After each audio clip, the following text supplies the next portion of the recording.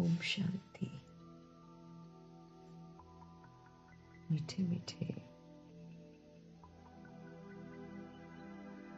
परम पिता परमात्मा जी का हम सब धन्यवाद करेंगे।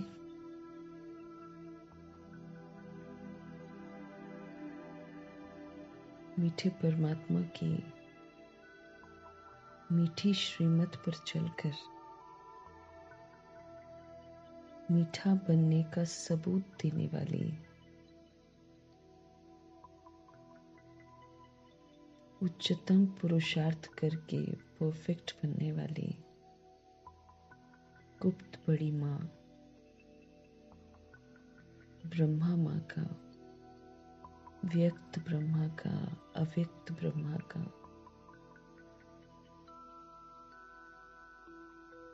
बिग ब्रदर का, ग्रेट ग्रेट ग्रैंडफादर जी का धन्यवाद करेंगे। धन्यवाद करते हुए दोनों शक्तियों को हाजिर नाजिर करते हुए हम सभी आत्माएं उनके महावाक्य उन्हीं से समझेंगे। समझते हुए यूनिवर्स की सारी सोल्स को समर्पित भी करेंगे, साथ में प्रकृति को, वायुमंडल को, तत्वों को भी समर्पित करेंगे।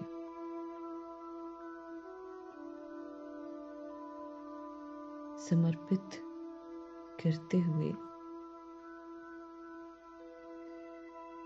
हम सब द्वापर युग और कलयुग में ड्रामा में प्रवेश करने वाली आत्माओं के प्रति प्रभु के महावाक्य समर्पित करते हुए दिल से दुआएं देंगे कि सबकी बुद्धि पर दस्तक हो, हर आत्मा को परमात्म आकर्षण हो, हर आत्मा को अपना स्वधर्म फिर से आकर्षित करे। दिल से दुआएं देंगे। वो आत्माएं जो वाम मार्ग में चली गई हैं, बुद्धि का ताला बंद हो गया है, इसलिए उल्टे काम करे जा रही हैं, आत्मघात करे जा रही हैं। प्रभु जी के शक्तिशाली महावाक्य उन आत्माओं के लिए भी समर्पित करेंगे ताकि उन्हें गलत कर्म करने से वैराग आ जाए, वो भी बच जाएं। जिनके साथ बंधन में बंधे हैं उनको भी बचा लें। दिल से दुआ करेंगे। प्रभु जी के महावाक्य उन आत्माओं के लिए भी समर्पित करेंगे जो इस समय पढ़ाई में आनाकानी कर रही हैं, अलबेली हो गई हैं, ईवल के वशीभूत हैं।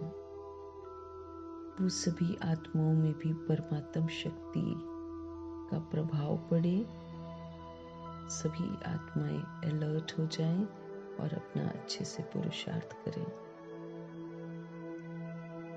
हम सभी आत्माएं भी जागरूक होकर पुरुषार्थ करें, ये हम दुआ करेंगे। मीठे मीठे परम पिता परमात्मा के महावाक्यों की शक्ति उन सोल्स तक पहुंचे जो इस समय मुरली पढ़ने में असमर्थ हैं। शारीरिक कर्म भोग के इस समय वो शिकार हैं,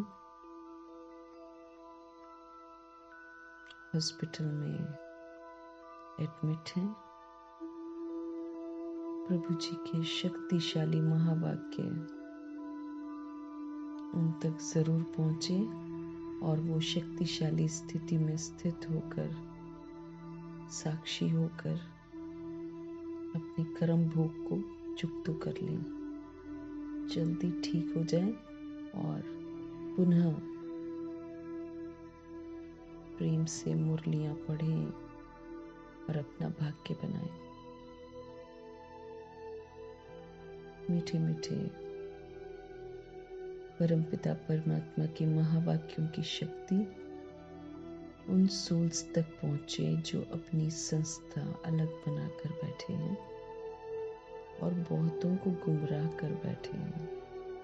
सब में जागृति आए, समय समाप्ति के पहले आत्माएं पुनः बाबा के पास आ जाएं और जो करना है वो कर लें। इन्हीं दुआओं के साथ सभी को समर्पित करते हुए प्रभु जी के महावाक्य हम उन्हीं से समझेंगे। मीठे मीठे बाबा बोले, मीठे बच्चे तुम बहुत बड़े जौहरी हो। अब दादा लेखराज थे जौहरी, अब बाबा हमको भी बनाते हैं। कहते हैं तुम बहुत बड़े जौहरी हो, तुम्हें अविनाशी ज्ञान रत्नों रूपी जवाहरात देकर सबको साहूकार बनाना है। हम सब ज्ञान रत्न की जो जवाहरात है प्रभु जी से लेते हैं, लेकर अपना श्रृंगार करना है, धनवान बनना है, बहुत बड़ा जौहरी बनना है। और फिर ये जो ज्ञान है जो कभी भी विनाश नहीं होता, ये अविनाशी ज्ञान रतन रूपी जवाहरात जो है ना, वो सबको देकर हमको साहूकार बनाने की सेवा करनी है। क्योंकि ये ईश्वरीय परिवार है और हमारे परमपिता परमात्मा हम आत्माओं को जीने का सलीका सिखाते हैं। यहाँ पर अपने लिए नहीं सोचना है, जो हमें मिला है वो दूसरी सोल्स तक जरूर पहुंचाना है। तो मीठे मीठे बाबा ध्यान खिंचवा रहे हैं कि तुम बहुत बड़े जौहरी हो, तुम्हारे पास अविनाशी ज्ञान रत्नों का भंडार है। ये जो अविनाशी ज्ञान रतन रूपी जवाहरात हमारे पास है, इनका सहयोग दूसरी सोल्स को देना है और उनको भी साहूकार बनाना है, उनको भी धनवान बनाना है। आज की मुरली का प्रश्न है, अपने जीवन को हीरे जैसा बनाने के लिए हमें किस बात की बहुत बहुत संभाल चाहिए। अपने जीवन को हीरे जैसा बनाने के लिए किस बात की बहुत बहुत संभाल चाहिए। हीरे जैसा बनाना है हमको अपना जीवन। उत्तर है संग की। हमें संग की बड़ी संभाल करनी है, क्योंकि इस समय चारों ओर देह अभिमान है। तो देह अभिमान का संग नहीं करना है हमको, क्योंकि वो संग जो है वो हमको भी प्रभु से विस्मृत कर देगा। शिव पिता परमात्मा सदा जागती ज्योत है, तो हमें भी उनके संग रहना है, जगे रहना है। देहधारी जितने भी हैं सब विस्मृत हैं, तो अगर हम उनका संग करेंगे तो हम भी विस्मृत हो जाएंगे। इसीलिए हमें संग ही उनका करना है जो सदा स्मृति स्वरूप है। बच्चों को संग उनका करना चाहिए जो अच्छा बरसते हैं। बादल है ना हम लोग हमको भगवान से हम अपने आप को भरते हैं और फिर हमको बरसना भी है। ऐसा नहीं कि हमको प्रभु जी ने भरा और हम अपने बारे में ही सोचते रहे। नहीं, प्रभु जी की बातों को धारण करना है और फिर खूब बरसना है। अर्थात सब तक प्रभु जी ने जो भरा है वो हमको पहुंचाना है। जो बरसते नहीं हैं उनका संग रखने से फायदा ही क्या है। संग का दोष बहुत लगता है। अब ये 16,108 33 करोड़ आत्माएं हैं ना, सब ब्राह्मण नहीं है, वैरायटी सोल्स है। कोई क्षत्रिय है, कोई ब्राह्मण है, कोई प्रजा है, कोई दास दासी है, कोई तो फिर ट्रेटर्स भी हैं, भगवान को छोड़कर काला मुंह करते हैं। भगवान सहयोग मांगते हैं पवित्रता का सभी सोल से। फिर इन्हीं 16,108 33 करोड़ आत्माओं में ही वो आत्माएं हैं।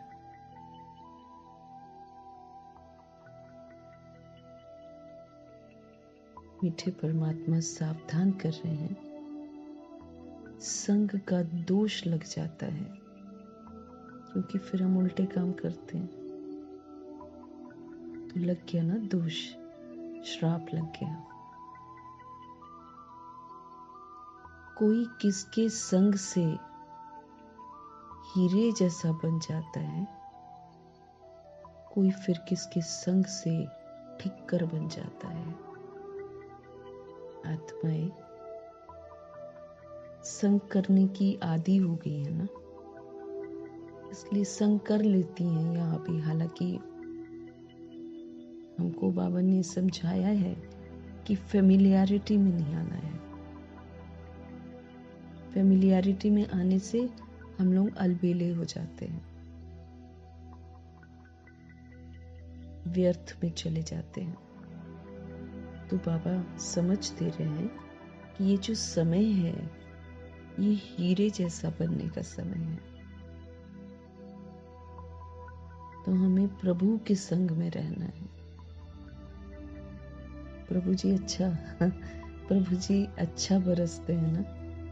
फिर ब्रह्मा माँ है, फिर जगदम्बा माँ है, फिर दादियाँ हैं। हीरे जैसा बनना है हमको। कोई फिर बाबा कहते किसी के संग से ठिक्कर बन जाते हैं, उल्टा संग कर लेते हैं, फिर क्या बन जाते हैं, ठिक्कर बन जाते हैं। ठोकरें लगती हैं फिर उन्हें। पत्थर जो होता है, चलते हैं लोग तो उसको क्या करते हैं, ठोकरें मारते रहते हैं ना। पत्थर बुद्धि बन जाते हैं हम अगर हम गलत संग करते हैं। तो जो ज्ञानवान होंगे वो दूसरे को आप समान जरूर बनाएंगे। वो दूसरे को भी बोलेंगे कि ज्ञान है ना, जो हम करेंगे वही तुम दूसरे को भी बोलेंगे ना। तो जो ज्ञानवान होते हैं, ज्ञान को समझते हैं, ज्ञान में चलते हैं, वो दूसरी सोल को भी अपने संग में लाकर क्या करेंगे, उसके अंदर भी दिलचस्पी पैदा करेंगे कि पढ़ो। संग से अपनी संभाल रखेंगे। जो ज्ञानवान होंगे ना, वो कोई ऐसा वैसा संग ही नहीं करेंगे, संभाल रखेंगे।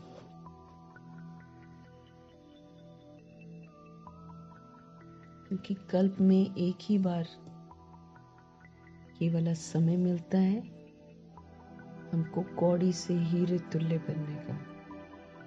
तो इसमें तो इधर उधर ध्यान ही नहीं जाना चाहिए हमारा।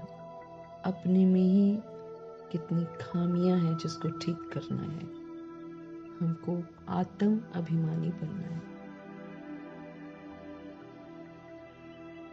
संग हम गड़बड़ करते हैं, भगवान से फिर दूर होते चले जाते हैं। तो अपने जीवन को हीरे जैसा बनाने के लिए किस बात की बहुत बहुत संभाल चाहिए, है ना। मधुबन से आकर और लगन लगनी चाहिए ना।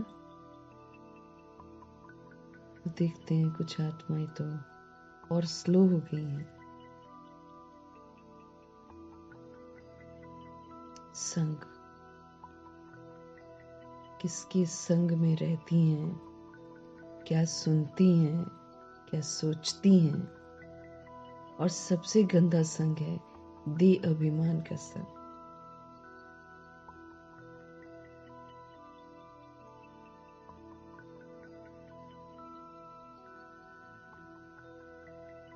हमको बहुत सचेत रहना है।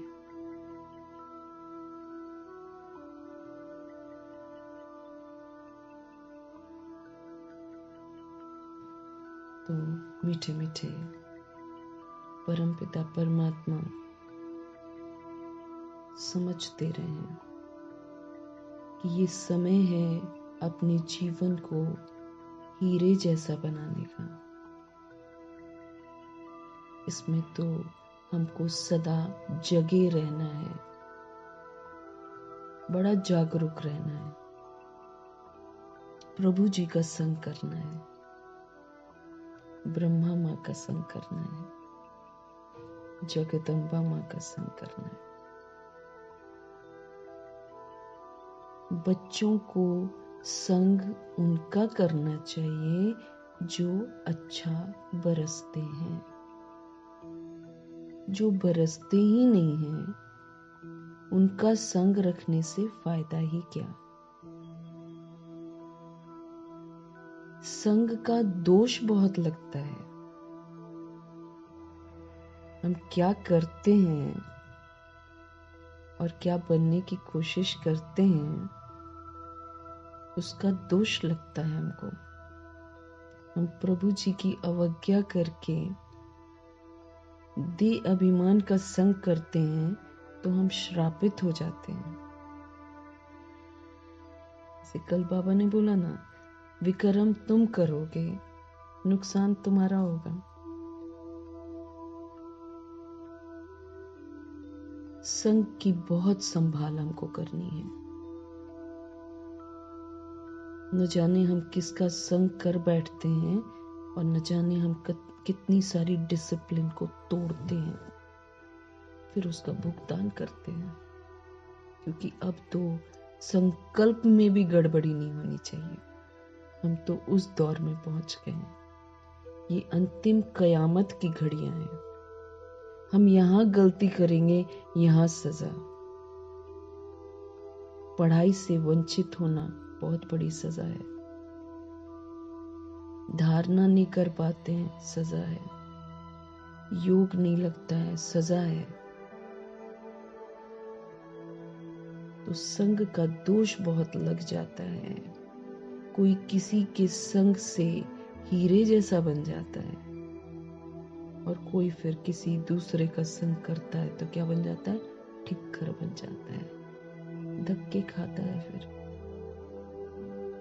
हम उल्टा संग करते हैं भगवान की अवज्ञा करके, फिर हम धक्के खाते हैं, जिंदगी अस्त व्यस्त हो जाती है। वरना प्रभु के साथ अगर हम रहे ना, अब ये नहीं कि मना हम बीमार हो जाएंगे तो हम मुरलियां छोड़ देंगे।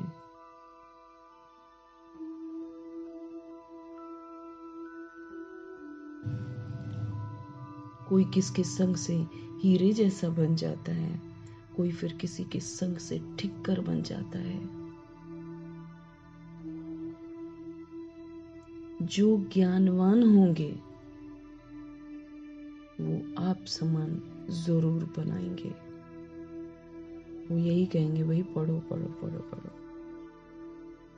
चलो हम ये चिंतन करते हैं, चलो हम वो करते हैं। वो जैसा होगा वैसे ही बनाएगा ना। कोई मस्ती वाले होंगे, कहेंगे चलो मस्ती करते हैं। संग से अपनी संभाल जरूर रखेंगे। जिसको समझ में आता है ना, वो संग से बहुत संभाल करेगा।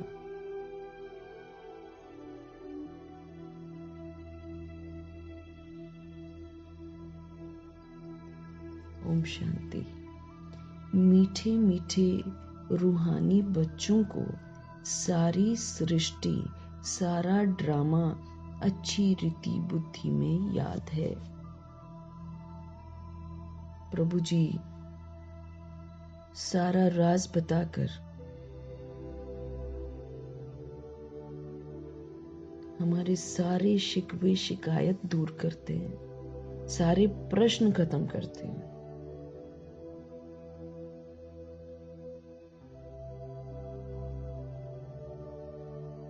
मीठे मीठे रूहानी बच्चों को मीठे मीठे परमात्मा ने सारी सृष्टि, सारा ड्रामा अच्छी रीति समझा दिया है। तो ये हमको याद रहना चाहिए।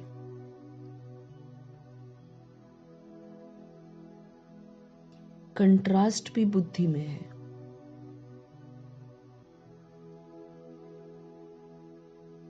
ये सारा बुद्धि में पक्का रहना चाहिए कि सतयुग में सब श्रेष्ठाचारी थे, सब निर्विकारी थे, पावन थे, सॉल्वेंट थे। हमको याद रखना, कंट्रास्ट बाबा बता रहे हैं, क्योंकि बनना है ना हमको।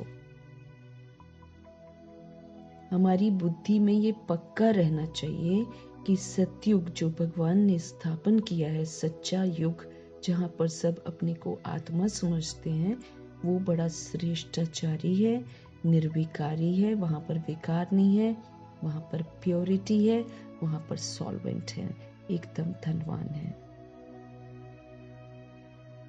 अभी ये वाली जो दुनिया है, ये तो भ्रष्टाचारी है, ये तो विकारी है, ये तो पतित है, ये तो इंसॉल्वेंट है। चरित्र से सारे गरीब हैं, बाकी अरबपति हो चाहे करोड़पति हो, जितना ज्यादा पैसा उतना चरित्र सबसे गंदा। तो भगवान जो चरित्र से गंदा है उसको भगवान जी गरीब कहते हैं, उनको भगवान इंसॉल्वेंट कहते हैं, कंगाल कहते हैं। तो जब ये दुनिया भ्रष्टाचारी है, भ्रष्टाचार करते हैं, यहाँ पर विकार है, पतित हैं, इंसॉल्वेंट हैं, हमको तो इनसे सुनना भी नहीं है और हमको इनका संग भी नहीं करना है। प्रभु जी हमको सावधान कर रहे हैं। अभी हम सभी आत्माएं जो मुरली पढ़ते हैं, हम लोग सब संगम युग पर हैं। हम कलयुग में नहीं हैं।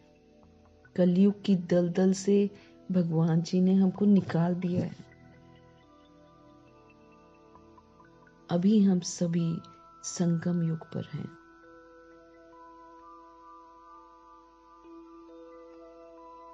तुम उस पार जा रहे हो। अभी हम संगम युग में है ना, हम जा रहे हैं उस पार। भगवान जी हमको लेकर जा रहे हैं। कहते हैं संगम युग की नाव में बैठ जाओ।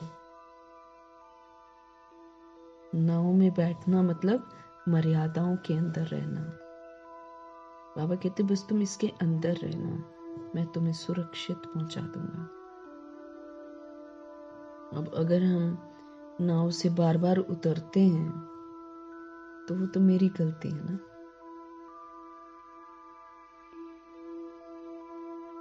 एक तो वैसे ही हम पाप आत्मा बन गए हैं, ऊपर से हम नियमों पर नहीं चलते हैं तो अपना और नुकसान कर बैठते हैं।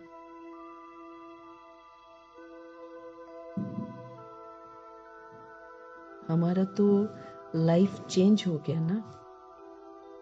हमारे संसार में सिर्फ बाबा है,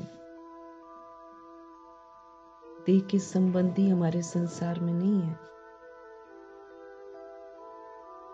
सभी के लिए दुआएं जरूर देनी है, सबके लिए शुभ भावना शुभकामना जरूर रखनी है, लेकिन अगर वो ज्ञान में नहीं चल रहे हैं, उनका संग नहीं करना है मुझे।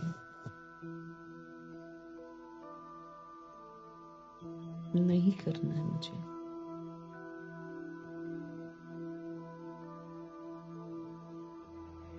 अभी हम सभी संगम युग पर हैं। तुम उस पार जा रहे हो। जैसे नदी और सागर का जहां मेल होता है उसको क्या कहते हैं? संगम कहते हैं ना। तो हमारे पिताजी तो सागर हैं, ज्ञान के सागर, सुख के सागर, शांति के सागर, सागर ही सागर है वो। और हम सब नदियां। तो जहां नदी और स्थूल नदी और सागर मिलते हैं ना, उसको संगम कहते हैं। एक तरफ मीठा पानी, एक तरफ खारा पानी होता है। सागर का पानी खारा कह देते हैं ना। अब ये भी है संगम। तुम जानते हो वो तो पानी है। तुम जानते हो बरोबर सतयुग में लक्ष्मी नारायण का राज्य था, फिर ऐसे चक्र फिरा। तुम जानते हो बरोबर सतयुग में लक्ष्मी नारायण का राज्य था, फिर ऐसे चक्र फिरा। अभी है संगम। कलयुग के अंत में सब दुखी हैं। कलयुग के अंत में सब दुखी हैं। इसको जंगल कहा जाता है। ये दुनिया जो है जंगल है, क्योंकि जंगली बन गए ना सब। जो काम गंदे हैं उसको सर्टिफिकेट देते हैं, उसका जश्न मनाते हैं। तो ये जंगल है। सतयुग को बगीचा कहा जाता है। वो भगवान जी ने बगीचा बनाया है। उसमें सिर्फ फूल, जो खुशबूदार फूल है ना, 108 आत्माएं हो जाएंगी। राजाई घराना है ना बगीचा।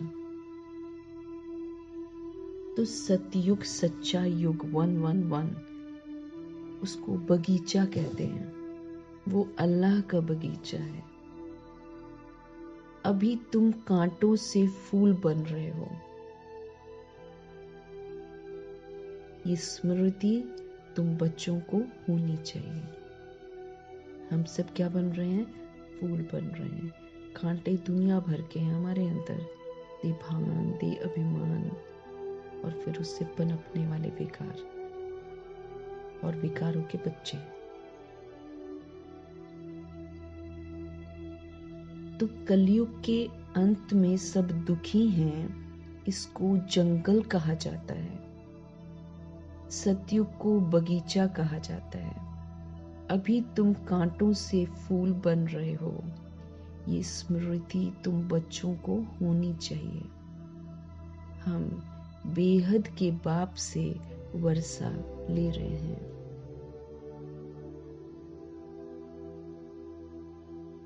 ये बुद्धि में याद रखना है। 84 जन्मों की कहानी तो बिल्कुल कॉमन है ना। हमको क्या याद रखना है? हम बेहद के बाप से वर्षा ले रहे हैं। अगर हम कहना मानेंगे तभी मिलेगा, नहीं तो सारा छीन जाएगा। बाबा ने कहा ना, अब करोगे ना पाप तो जो पुण्य किया ना वो भी कट हो जाएगा।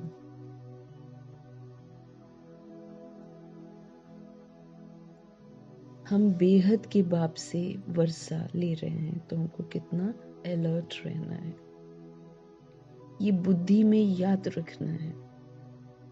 84 जन्मों की कहानी तो बिल्कुल कॉमन है। समझते हो कि अब 84 जन्म जो हैं वो हमारे पूरे हुए। तुम्हारी बुद्धि में तरावट है कि हम अभी सतयुग की बगीचे में जा रहे हैं, है ना। ड्राइनेस नहीं है, अब सूखापन नहीं है, अब बाबा के साथ है ना हम, तो बुद्धि में तरावट है कि हम अभी सतयुगी बगीचे में जा रहे हैं। अब हमारा जन्म इस मृत्यु लोक में नहीं होगा। हमारा जो जन्म है ना वो इस मृत्यु लोक में नहीं होगा। तो जो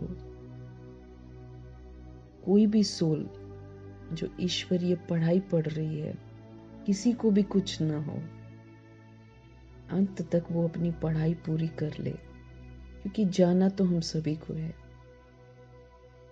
लेकिन एटलीस्ट पढ़ाई तो पूरी कर ले। इसलिए मृत्यु लोक में दोबारा जन्म नहीं लेना, क्योंकि मृत्यु लोक में जन्म लेना तो फिर से गंदे गर्भ जेल में घुसना, और फिर जब तक होश में आएंगे, जब तक बड़े होंगे, विनाश हो जाएगा।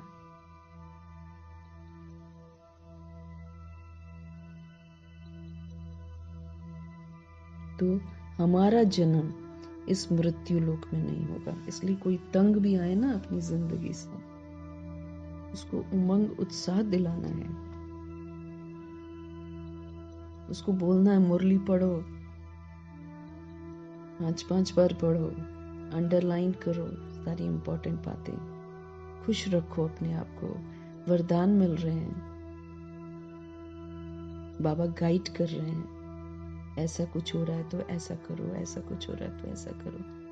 भगवान हमसे बात कर रहे हैं। हमारा जन्म होगा अब कहाँ पर? अमरलोक में। नशा होना चाहिए। शिव बाबा को अमरनाथ भी कहते हैं। वो हमको अमर कहानी सुना रहे हैं। वहां हम शरीर में होते भी अमर रहेंगे, माना 150 वर्ष तक हम बॉडी में रहेंगे, और 150 वर्ष के बाद हमको मालूम होगा कि अब मेरे को ये वाला कपड़ा बदलना है, मेरे को दूसरा कपड़ा लेना है, शरीर रूपी कपड़ा। शरीर में रहते हम अमर होंगे, स्व इच्छा से छोड़ेंगे, स्व इच्छा से दूसरी बॉडी लेंगे, मना अमर है। यहाँ मृत्यु लोग तो पता ही नहीं है। अब तो और अचानक मृत्यु हो रही है। बैठे मर गए, नाच रहे मर गए, ऐसे मर रहे हैं लोग।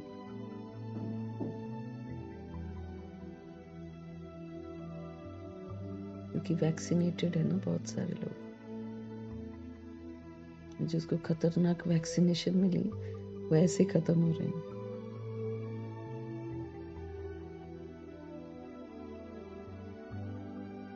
बाबा हमको अमर कहानी सुना रहे हैं। वहां हम शरीर में होते भी अमर रहेंगे, अपनी खुशी से टाइम पर शरीर छोड़ेंगे। उसको मृत्यु लोक नहीं कहा जाता है, उसको मृत्यु लोक नहीं कहते। मृत्यु लोक का अभी कोई अता पता नहीं है कि हम सुबह हैं तो दोपहर तक रहेंगे कि नहीं रहेंगे, कोई पता नहीं है। इस दौर से हम गुजर रहे हैं। लेकिन अमर लोक जो है, वहां पर हम स्व इच्छा से शरीर लेते हैं और स्व इच्छा से फिर हम छोड़ते हैं।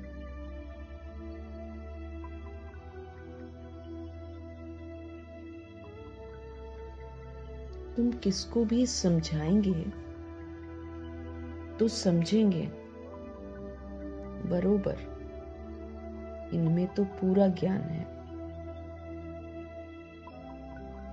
ना। जिसको भी समझाएंगे उनको लगेगा कि भाई इनमें तो पूरा ज्ञान है। सृष्टि का आदि और सृष्टि का अंत तो है। अगर ड्रामा शुरू हुआ है तो ड्रामा का अंत भी होगा। छोटा बच्चा भी जवान फिर वृद्ध होता है ना, ये भी वैसे ही है। बचपन माना सतयुग, लड़कपन त्रेता युग, यूथ द्वापर युग, कलयुग वृद्ध। स्टेजेस है ना।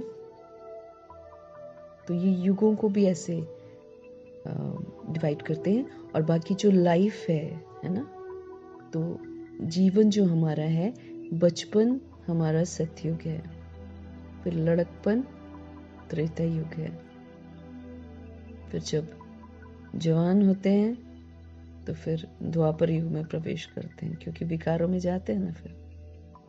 और फिर वृद्ध अवस्था, कलयुग समाप्ति।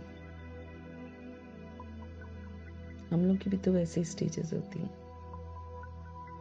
अब यूथ सोचता है हम यूथ ही रहेंगे, ऐसा तो होता नहीं है। सबका वाणी से परे जाते ही हैं, शरीर सब छोड़ते ही हैं। प्रभु जी समझते रहे। सृष्टि का आदि और अंत तो है ना। छोटा बच्चा भी जवान फिर वृद्ध होता है, फिर अंत आ जाता है, फिर बच्चा बनता है। यही खेल खेलते हैं हम। सोल तो मरती नहीं है, एक शरीर छोड़ेगी फिर जाकर दूसरा ले लेगी।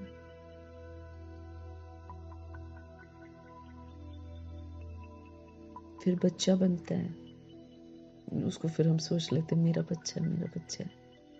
वृद्ध कोई शरीर छोड़कर आता है। सोल यंग है हमेशा, तो वो तो किसी की भी नहीं है ना। हर बात को समझना है भाई। अब समझकर हमको डिटैच होना है।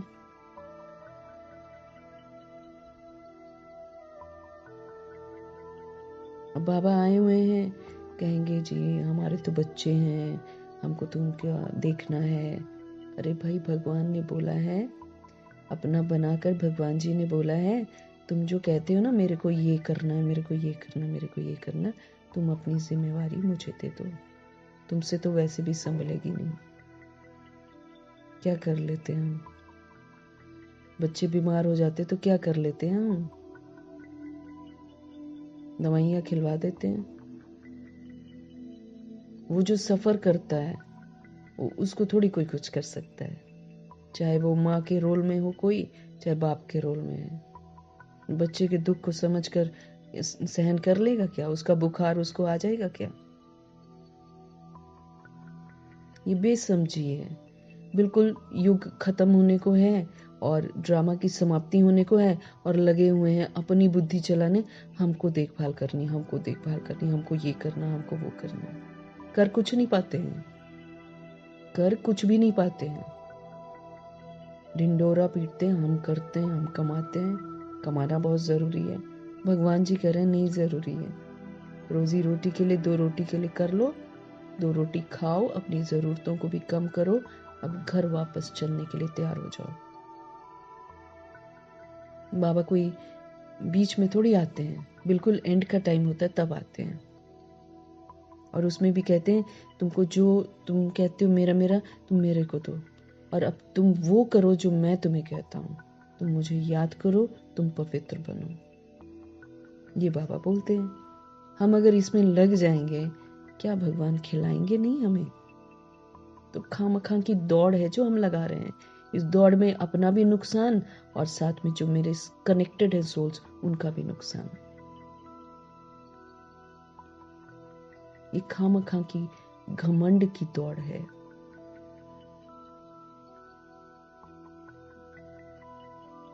ये अपने आप को जिम्मेवारियों से दूर करने की दौड़ है बस, कि भाग जाओ बाहर और सारा समय बिताओ वहां, रुल जाएंगे सारे के सारे, पूरा घर रुल जाएगा। समझते ही नहीं है भगवान की बातें। भगवान कह रहे हैं विनाश होने वाला है। भगवान कह रहे जो तुम इकट्ठा कर रहे हो किसी के काम नहीं आएगा।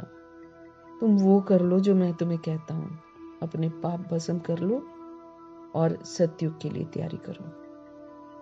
घर वापस चलने के लिए भी अशरीरी बनो, आत्म अभिमानी बनो। ये क्या बाहर जाकर बन जाएंगे हम? बाहर तो दौड़ते ही रह जाएंगे हम, कुछ न कर पाएंगे, न अपने लिए न बच्चों के लिए। न खुद जगे न उनको जगाया, बहुत पछताएंगे। भगवान सावधान करते हैं हमको, मेरे मेरे के गीत मत गाओ कि मुझे ये करना, मुझे ये करना है। तुम वो करो जो मैं तुम्हें कहता हूं, तुम्हारी पालना मैं कर दूंगा। नहीं करी क्या पालना बाबा ने दादियों की?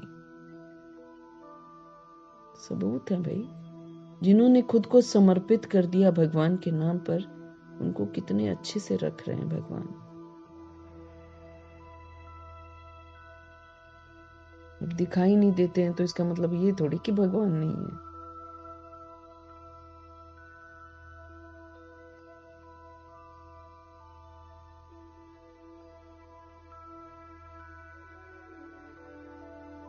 प्रभु जी कह रहे हैं सोल क्या है? एक बॉडी छोड़कर दूसरा बॉडी लेती है। अब जो बच्चे बनकर आते हैं वो पहले किसी और बॉडी में थे, है ना? वो सोल्स किसी और बॉडी में थी, वहां से छोड़कर आपके पास आई है। वो आपकी भी नहीं है, प्रभु की अमानत है। वो सभी सोल्स प्रभु की अमानत है। जबरदस्ती इंसान बोलता रहता है मेरा है, मेरा है, मेरा है, और सृष्टि उस मेरे का घमंड तोड़कर बोलती है तेरा कुछ भी नहीं है, कुछ भी नहीं है तेरा। निराकार आत्माएं हैं हम, परमधाम से आई हुई हैं। क्या है मेरा यहाँ पर? हकीकत से परिचित करा रहे हैं भगवान। फिर जबरदस्ती बच्चों के पीछे, नहीं जी बच्चों को ये करना वो करना, हमको कमाना बहुत जरूरी है। पछताने वाले सारे काम कर रहे हैं,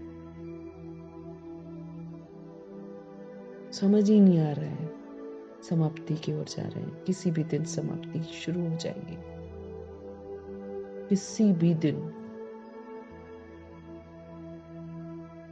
पेपर की तैयारी नहीं करिए, पेपर कहां से देंगे? पेपर सारे प्रैक्टिकल हैं, सारे पेपर प्रैक्टिकल हैं। चारों तरफ हलचल, उसमें अचल। और सिर्फ अचल नहीं रहना है, साथ में जो भगवान हमको खजाने दे रहे हैं उसका सहयोग देना है। हमारे पीछे बहुत बड़ी राजधानी है जो हमारे सामने आकर बोलेगी मेरे को शक्ति दो, मेरे को ये दो, मेरे को वो दो। स्थूल चीजें नहीं मांगेंगी, सब सूक्ष्म मांगेंगी। हम तैयार ही नहीं होंगे, हम देंगे क्या?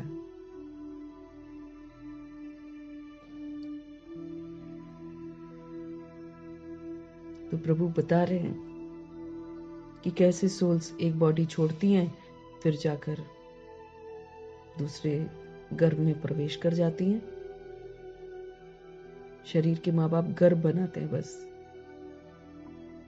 बॉडी तैयार करते, जड़ जड़, उसमें जान भी नहीं होती है, इसलिए जड़ ही मिलता है। ले सृष्टि कहती ले तुम्हारी जड़, तुमने ये बनाई थी। बॉडी होती है ना हाथ में।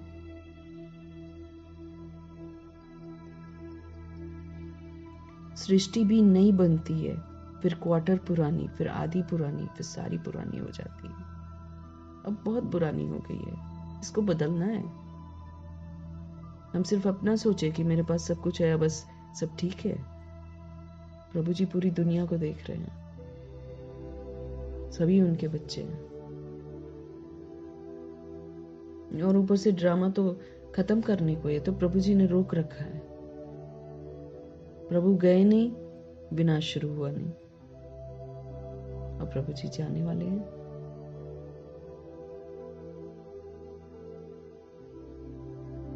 ये सब बातें और कोई एक दो को सुना ही नहीं सकते हैं जो प्रभु जी सुनाते हैं। ऐसी चर्चा कोई कर ही नहीं सकते हैं सिवाय तुम ब्राह्मणों के, और कोई को रूहानी नॉलेज मिल न सके। जो ब्राह्मण बनेगा, बीके तो बाबा बना देते हैं, लेकिन जो ब्राह्मण बनता है, श्रीमत पर चलता है, उसी को पूरी नॉलेज समझ में आती है। ब्राह्मण वर्ण में आए तब सुने, सिर्फ ब्राह्मण ही जाने, क्योंकि पवित्रता होगी हमारे अंदर तो हमको ज्ञान समझ में आता जाएगा। नहीं तो लगे रहेंगे हम कलयुग की दौड़ में, कुछ नहीं मिलेगा, दौड़ते रह जाएंगे।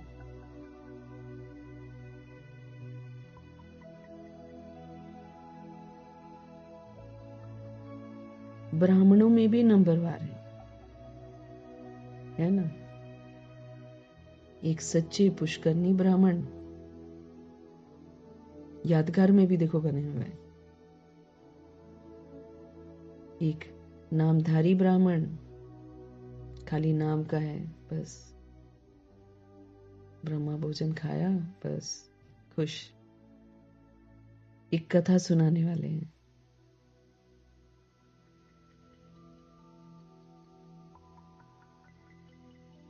एक कलेक्शन करने वाले ब्राह्मण हैं।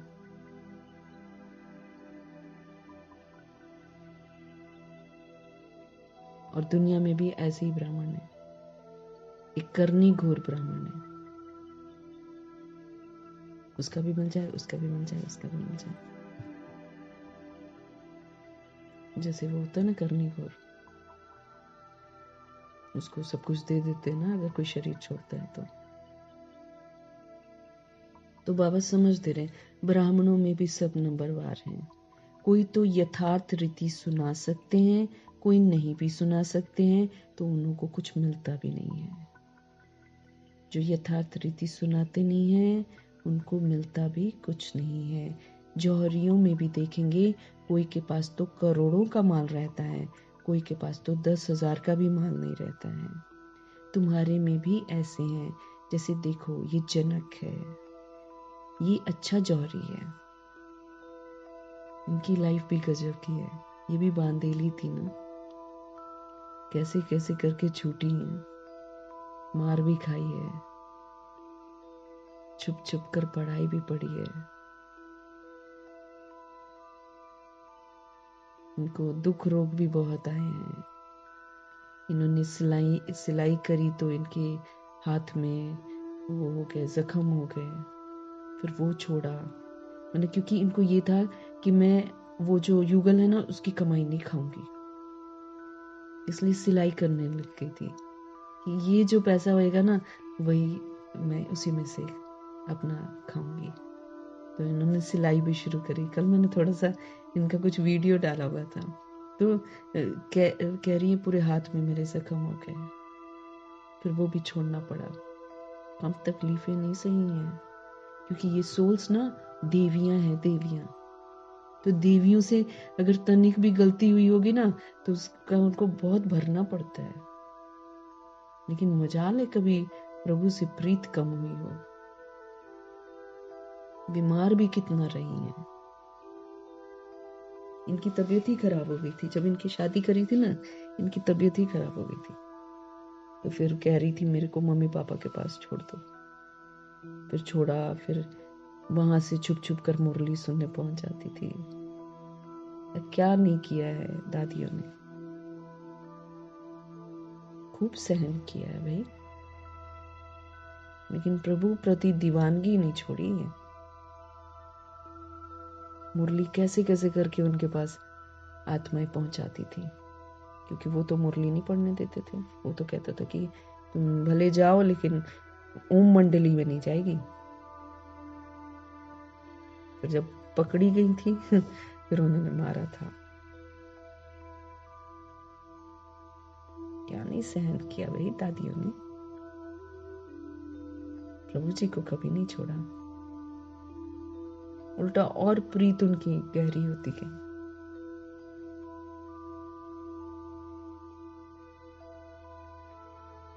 तो ये बीमार होना भी एक तरह से सही होता है, इंसान पवित्र रहता है फिर, क्योंकि बीमार को हाथ कौन लगाएगा फिर।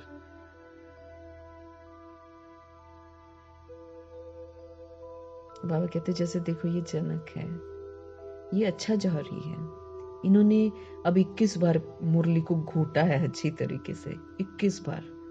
और बाबा ने बोला तुम्हारी अगली दिवाली नहीं आएगी।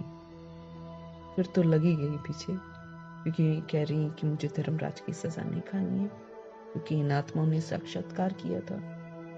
धर्मराज की सजाएं बहुत भयंकर हैं।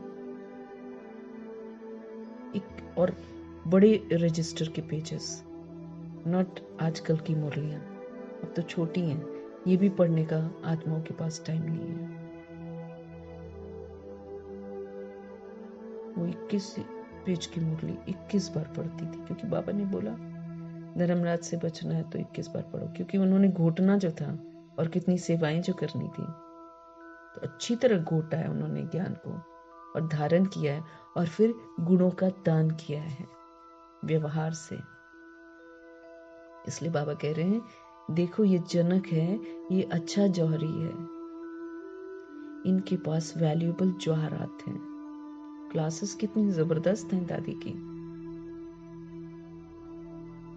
किसको देकर अच्छा साहूकार बना सकती है, कितनों को धनवान बनाया है।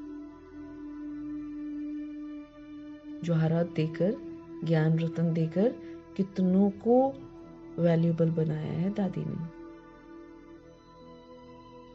कोई छोटा जौहरी होता है, जास्ती दे नहीं सकता, फिर उनका मर्तबा भी कम हो जाता है। ये भी तो एक ऋण है ना, बाबा हमको देते हैं, फिर हमको औरों तक पहुंचाना जरूरी है। अगर नहीं पहुंचाते हैं तो ये कर्जा रह जाता है हमारे ऊपर। तो बाबा कहते जास्ती नहीं देते हैं, उनका मर्तबा कम हो जाता है। तुम सब जौहरी हो,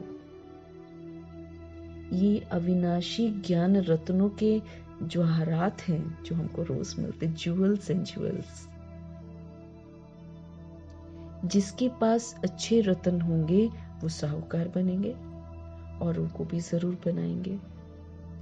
ऐसे तो नहीं सब अच्छे जौहरी होंगे। अब 16,133 करोड़ आत्माओं में सभी हैं।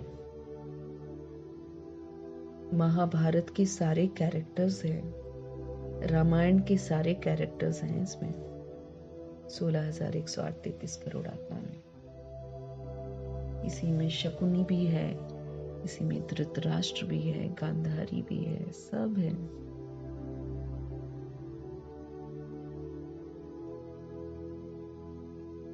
बाबा कह रहे हैं ऐसे तो नहीं है सब अच्छे जौहरी होंगे। अच्छे अच्छे जौहरी बड़े बड़े सेंटर्स पर भेज देते हैं, बड़े आदमियों को अच्छी जवाहरात दी जाती है, बड़े बड़े दुकानों पर एक्सपर्ट रहते हैं। बाबा को भी कहा जाता है सौदागर, बाबा को कहा जाता है रत्नाकर ना, रत्नों की खान है और सौदागर है। कहते हैं अपना बुरा मुझे दे दो और मेरे से सारा अच्छा ले लो। ऐसी सौदागरी करते हैं भगवान। दे दो अपना पूरा, मेरा मेरा मेरा मेरा, मैं सारा मुझे दे दो, बाबा कहते हैं। मेरे से लो ना सारा कुछ, बाबा कहते हैं। फिर प्रभु जी हमारे जादूगर भी हैं, रत्नों का सौदा करते हैं प्रभु जी, और फिर जादूगर भी हैं। जादूगर ही है ना, कलयुग के अंदर आकर, पूरी पतित दुनिया के अंदर आकर स्वर की स्थापना करते हैं और स्वर के लायक आत्मा को बना देते हैं। किसी को पता ही नहीं चलता है, रावण बुद्धि को पता ही नहीं चलता है। रत्नों का सौदा करते हैं, फिर जादूगर भी हैं, क्योंकि उनके पास ही तो दिव्य दृष्टि की चाबी है। हमको समझ देते, नहीं तो हम लोग कितने पत्थर बुद्धि थे, कुछ ना पता था। हम वही कर रहे थे जो दुनिया कर रही है। तो प्रभु जी हमको दिव्य दृष्टि देते हैं। कोई नौधा भक्ति करते हैं तो फिर उनको साक्षात्कार हो जाता है। अब जान देने को तैयार हो जाते हैं।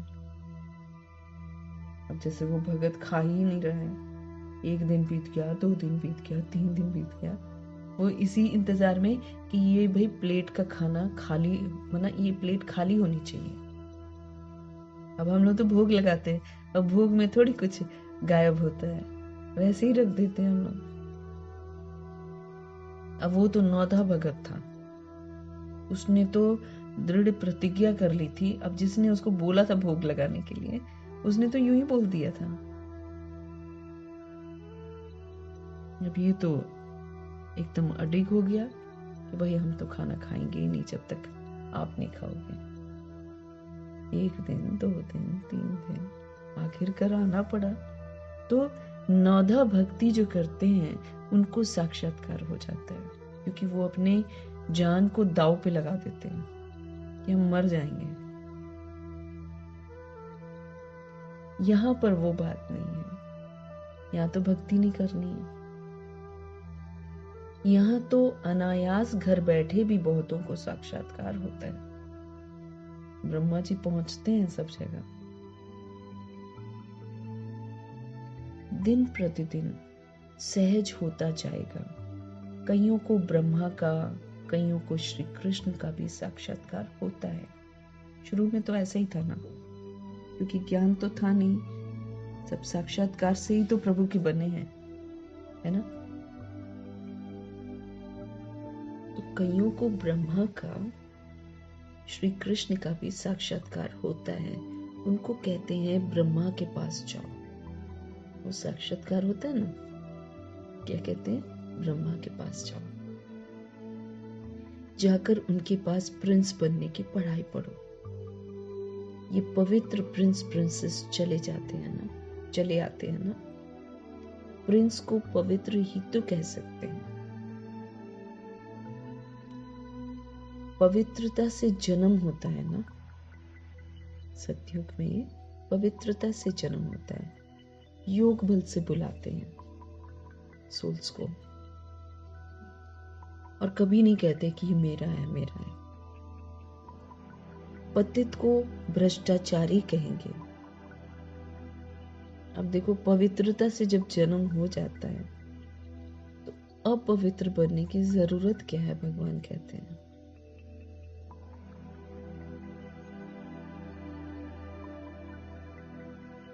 तो पतित भ्रष्टाचारी होते हैं।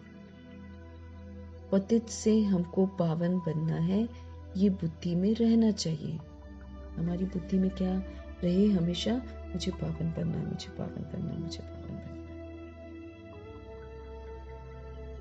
जो किसको समझा भी सकूं। मनुष्य समझते हैं कि ये तो बड़े सेंसिबल हैं। बोलो, हमारे पास कोई शास्त्रों आदि की नॉलेज नहीं है, ये तो रूहानी नॉलेज है जो रूहों के पिता समझाते हैं। ये है त्रिमूर्ति ब्रह्मा विष्णु शंकर, ये भी प्रभु जी की रचना है।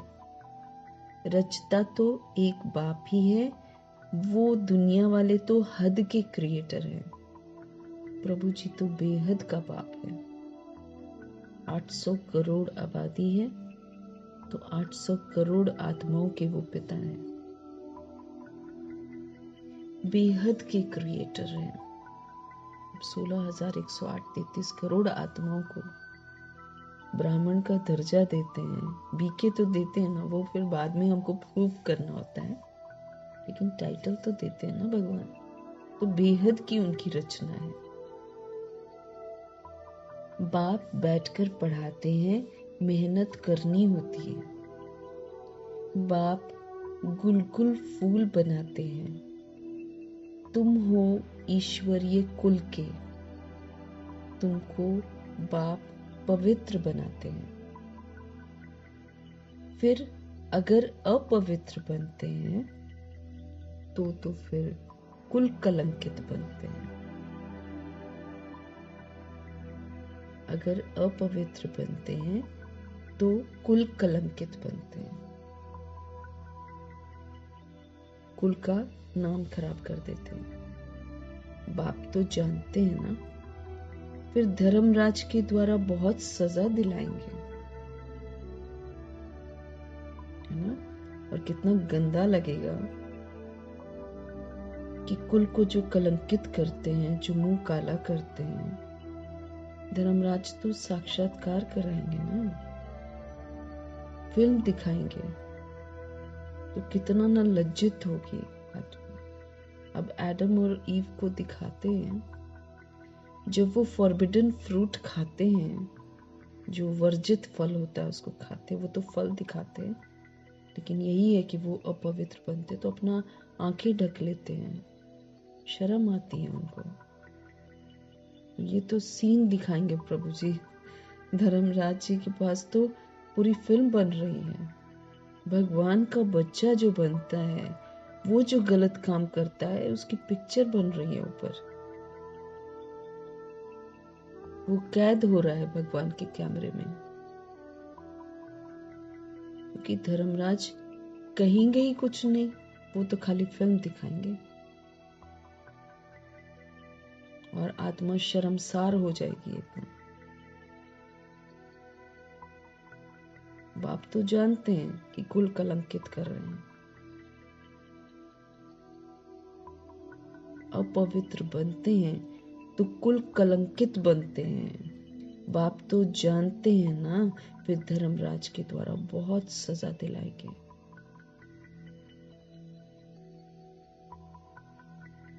वो तो खाएंगे, अभी थोड़े दिन में भी पता चल जाएगा उनको।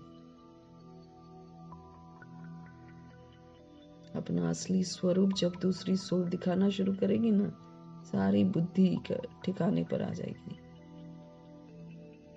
क्योंकि अवज्ञा करके एक परिवार बनाना मतलब दुखों को खरीदना अपने लिए। फिर धर्मराज के द्वारा बहुत सजा दिलाएंगे।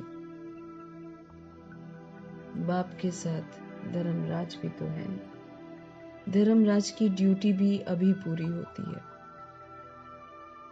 सतयुग में तो होगी ही नहीं, वहां जरूरत ही नहीं, गलत काम कोई करता ही नहीं। फिर द्वापर से शुरू होती है, क्योंकि जब गर्भ जेल में जाते हैं ना, धर्मराज ही तो सामने होते हैं, फिर दिखाते हैं तुमने क्या क्या किया है। फिर दिखाते हैं कि तुम तो गर्भ में प्रॉमिस करते हो, तुम फिर बाहर निकल कर फिर वही काम करते हो। धर्मराज से सामना होता है।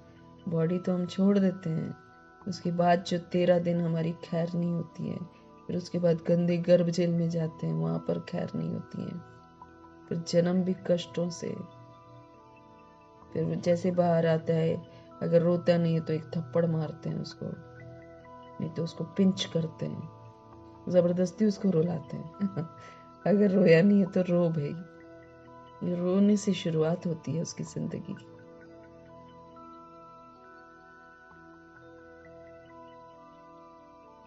अब सतयुग में भी तो होते हैं, वहां तो कोई नहीं रोता, वहां तो गर्भ महल है, गंदगी में नहीं होती सोल, क्योंकि ट्रांसपेरेंट बॉडी एकदम कंचन काया होती है, पवित्र काया।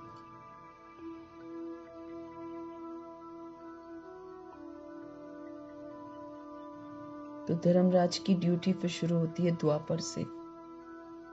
शिव पिता परमात्मा बैठकर कर्म अकर्म विकर्म की गति हमको समझाते हैं। कर्म करने प्रभु जी अभी सिखाते हैं कि कर्म करने कैसे चाहिए। तो ट्रस्टी बनकर, सेवाधारी बनकर, सत्यता और दिव्यता की जो सभ्यता है उसको यूज करके कर्म करना सिखाते हैं।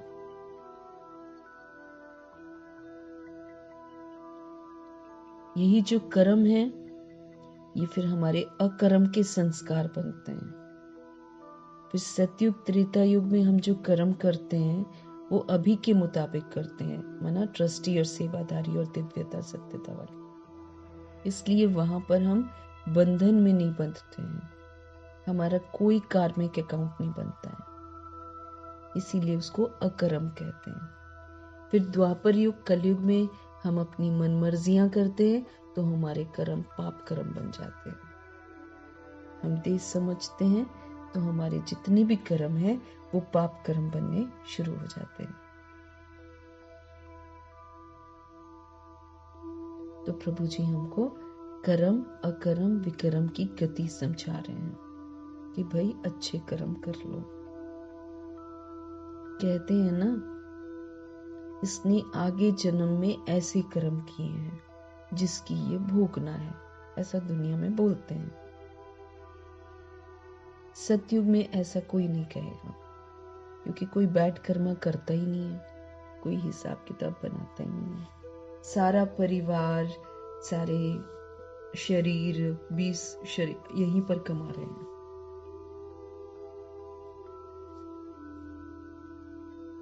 सतयुग में ऐसे नहीं कहेंगे, बुरे कर्मों का वहां पर नाम ही नहीं होता है।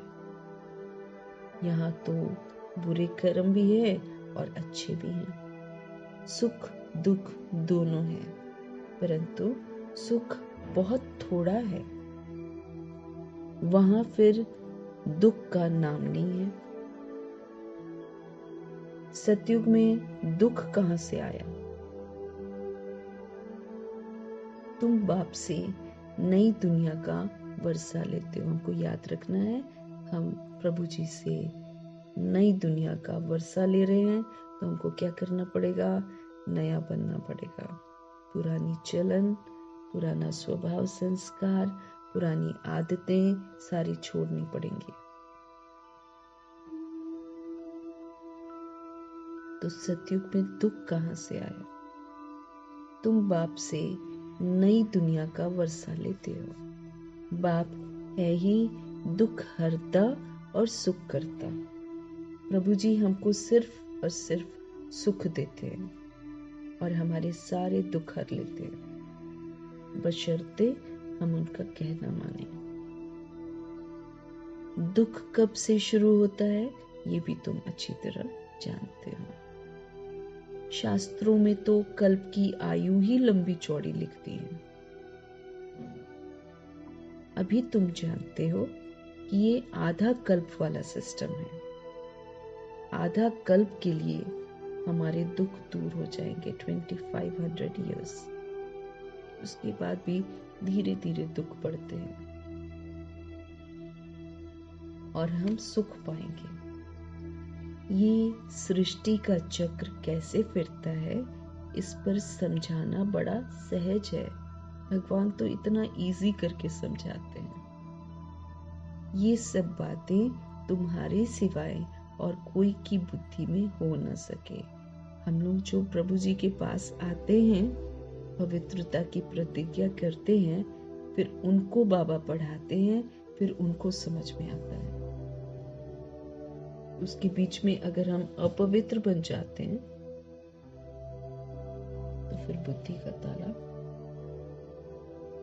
बंद हो जाता है, समझ खत्म हो जाती है।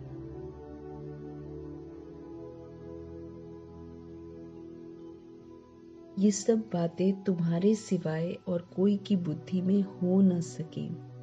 लाखों वर्ष कह देने से सब बातें हमारी बुद्धि से निकल जाती हैं। लाखों वर्ष कहते हैं ना, सारी की सारी बातें हमारी बुद्धि से निकल जाती हैं। अभी तुम जानते हो ये जो चक्र है ये 5000 वर्ष का है। कल की बात है, बाबा कहते हैं, जबकि इन सूर्यवंशी चंद्रवंशियों का राज्य था। कल की बात है। कहते भी हैं ब्राह्मणों का दिन ऐसे नहीं शिव बाबा का दिन कहेंगे, ब्राह्मणों का दिन, फिर ब्राह्मणों की रात। 2500 वर्ष दिन होता है, माना सोल्स अपने को आत्मा समझती हैं। फिर 2500 वर्ष रात होती है, जब सोल्स अपने आप को बॉडी समझती हैं। ब्राह्मण फिर भक्ति मार्ग में भी चले आते हैं। अभी तो है संगम, न दिन है न रात है। तुम जानते हो, हम ब्राह्मण फिर देवता बनेंगे, फिर त्रेता में हम क्षत्रिय बनेंगे। ये तो बुद्धि में पक्का याद कर लो। इन बातों को बाबा कहते हैं, इन बातों को और कोई नहीं जानते हैं। वो तो कहेंगे शास्त्रों में इतनी आयु लिखी है, तुमने फिर ये हिसाब कहाँ से लाया भाई? लोग ऐसे बोलते हैं। ये अनादि ड्रामा बना बनाया है, ये कोई भी जानता ही नहीं है। हम सोल्स आकर ड्रामा करते हैं, वो ड्रामा अविनाशी बन जाता है, फिक्स हो जाता है। तो ये अनादि ड्रामा बना बनाया है, ये कोई नहीं जानते। तुम बच्चों की बुद्धि में है, आधा कल्प है सतयुग त्रेता, फिर आधा से भक्ति शुरू हो जाती है।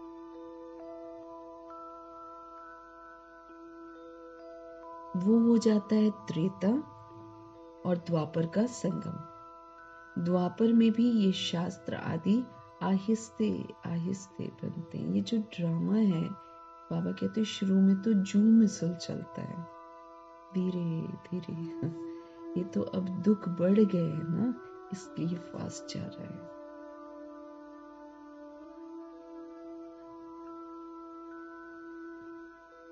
भक्ति मार्ग की सामग्री बड़ी लंबी चौड़ी है, जैसे झाड़ कितना लंबा चौड़ा है ना, इसका बीज कौन है? बाबा। ये उल्टा झाड़ है। पहले पहले आदि सनातन देवी देवता धर्म है। ये बातें जो बाप सुनाते हैं, ये है बिल्कुल नई नई बातें। इस देवी देवता धर्म के स्थापक को कोई नहीं जानते। इस देवी देवता धर्म के स्थापक को कोई भी नहीं जानते। श्री कृष्ण तो बच्चा है, ज्ञान सुनाने वाला तो शिव बाबा है। उसमें कृष्ण भगवान वाच कह देते, लेकिन प्रभु जी बताते हैं कृष्ण तो बेबी, छोटा बेबी है। बड़े होकर तो वो नारायण जी कहलाते हैं। तो बच्चा थोड़ी ज्ञान सुनाएगा। ज्ञान सुनाने वाला है बाप, तो बाप को उड़ाकर बच्चे का नाम डाल दिया है। श्री कृष्ण के ही चरित्र आदि बैठ दिखाए हैं। बाप कहते हैं लीला कोई श्री कृष्ण की नहीं है, लीला तो अद्भुत प्रभु जी ने खेली है। गाते भी हैं, हे प्रभु, कभी नहीं कहेंगे कृष्ण, हे कृष्ण तेरी लीला अपरंपार। प्रभु जी के लिए कहते हैं, हे प्रभु तेरी लीला अपरंपार है। क्योंकि जब एंड में सबको सब कुछ पता चलता है, तो आश्चर्यचकित होते कि भगवान आए, इतना कुछ किया और हमको मालूम ही नहीं चला। प्रभु जी स्पष्ट कर रहे हैं, लीला एक की ही होती है। शिव बाबा की महिमा बड़ी भारी है, उन्हें ही कहते हैं सत्यम शिवम सुंदरम, और किसी को बोलते ही नहीं है। सत्य परमपिता परमात्मा ही है। तो प्रभु जी की महिमा बड़ी न्यारी है। अब 12 ज्योतिर्लिंगम में कितनी न्यारी महिमा है प्रभु जी की। वो तो है सदा पावन रहने वाला, परंतु वो पावन शरीर में तो आ न सके। उनका नाम ही है पतित पावन।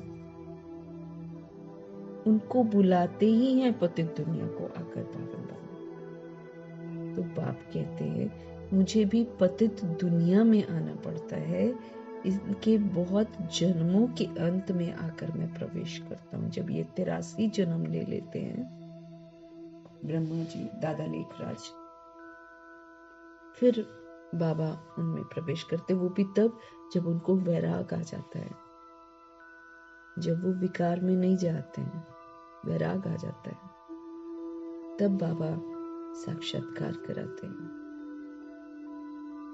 फिर जब वो प्रतिज्ञा करते हैं, फिर जब वो पूरा मर्जीवा बनते हैं, फिर बाबा उनका नाम ब्रह्मा रखते हैं, फिर शुरू करते हैं सब कुछ,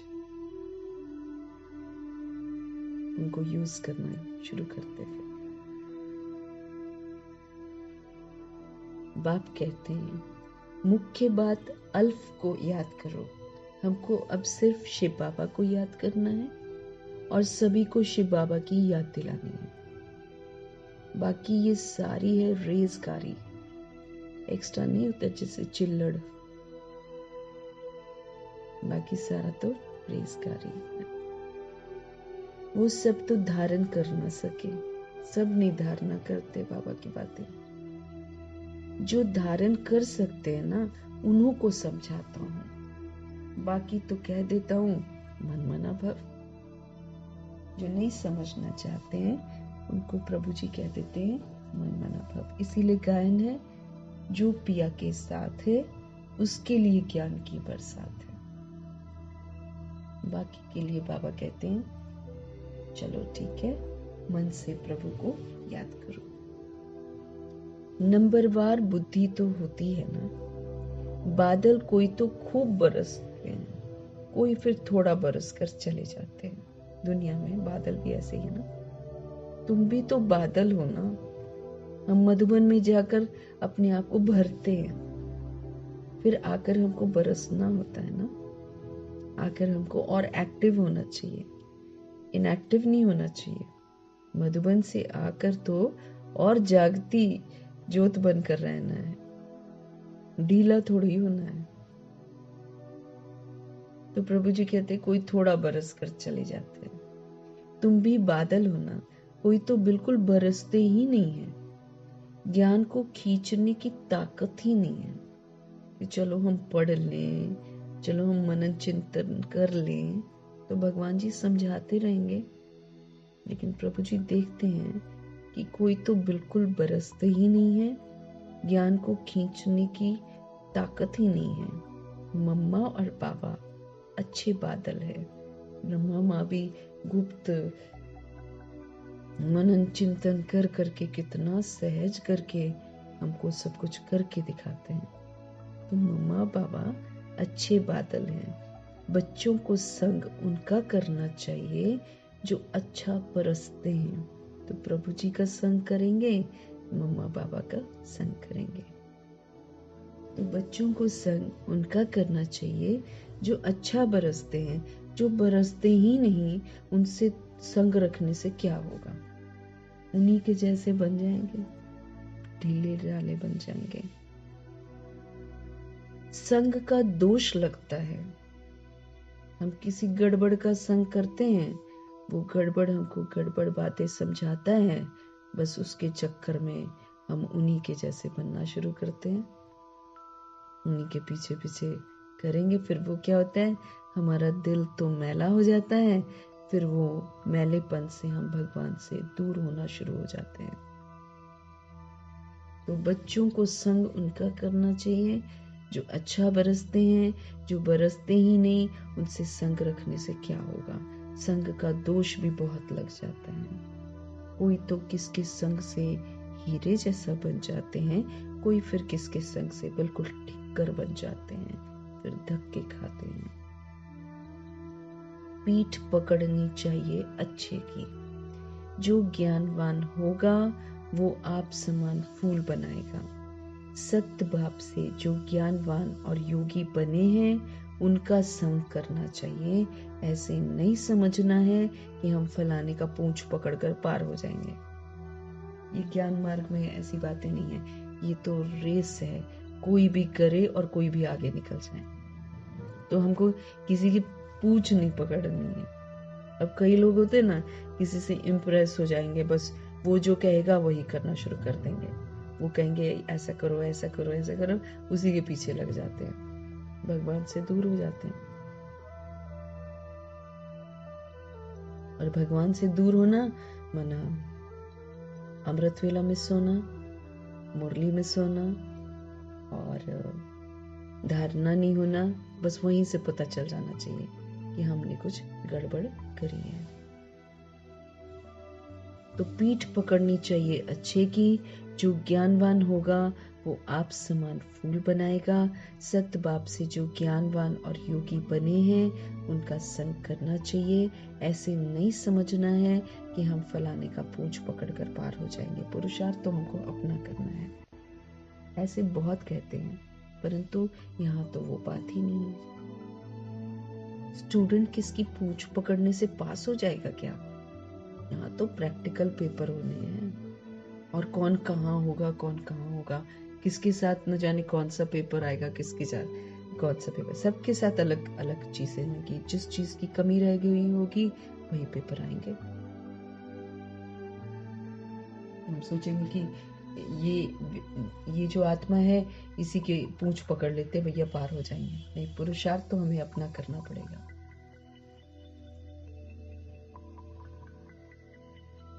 स्टूडेंट किसकी पूंछ पकड़ने से पास हो जाएंगे क्या? पढ़ना तो पड़ेगा ही, पढ़ना तो पड़ेगा। बाप भी आकर नॉलेज देते हैं ना। इस समय वो जानते हैं हमको ज्ञान देना है। भक्ति मार्ग में उनकी बुद्धि में ये बातें नहीं रहती हैं कि हमको जाकर ज्ञान देना है। ये सब ड्रामा में नूंद है। बाबा कुछ करते नहीं हैं।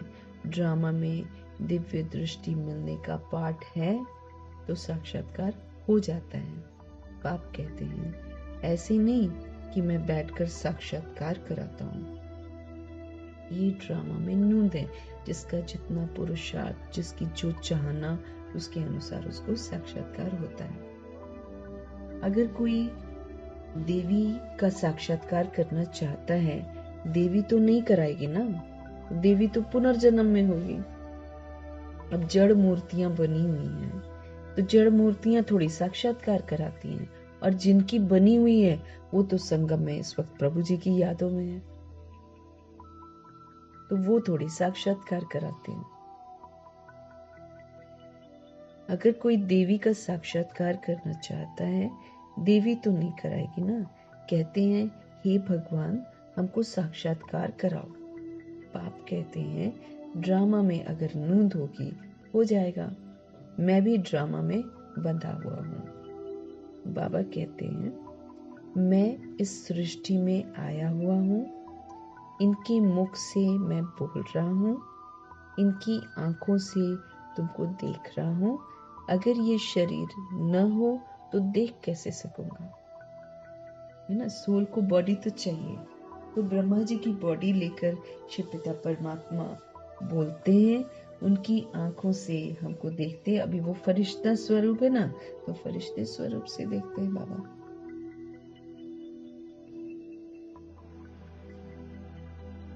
अगर ये शरीर न हो तो मैं देख कैसे सकूंगा। इसलिए कितना ना शुक्रिया करना है ब्रह्मा माँ का कि काबिल रथ है, तभी तो हम देख पा रहे हैं, तभी तो हम सुन पा रहे हैं, अनुभव कर पा रहे हैं। पतित दुनिया में ही मुझे आना पड़ता है। स्वर्ग में तो मुझे बुलाते ही नहीं है, क्योंकि वहां दुख ही नहीं है। स्वर्ग में तो मुझे बुलाते ही नहीं है, मुझे बुलाते ही संगम पर है। जब संगम युग पर आकर शरीर लेता हूँ तभी तो मैं देखता हूँ। निराकार रूप में तो कुछ देख नहीं सकता हूँ। ऑर्गन्स बिगर आत्मा कुछ भी कर नहीं सकती है। बाबा कहते हैं मैं देख कैसे सकता, चुरपुर कैसे कर सकता बिगर शरीर के। ये तो अंधश्रद्धा है जो कह देते हैं कि ईश्वर तो सब कुछ देखता है। ये तो संगम पर है।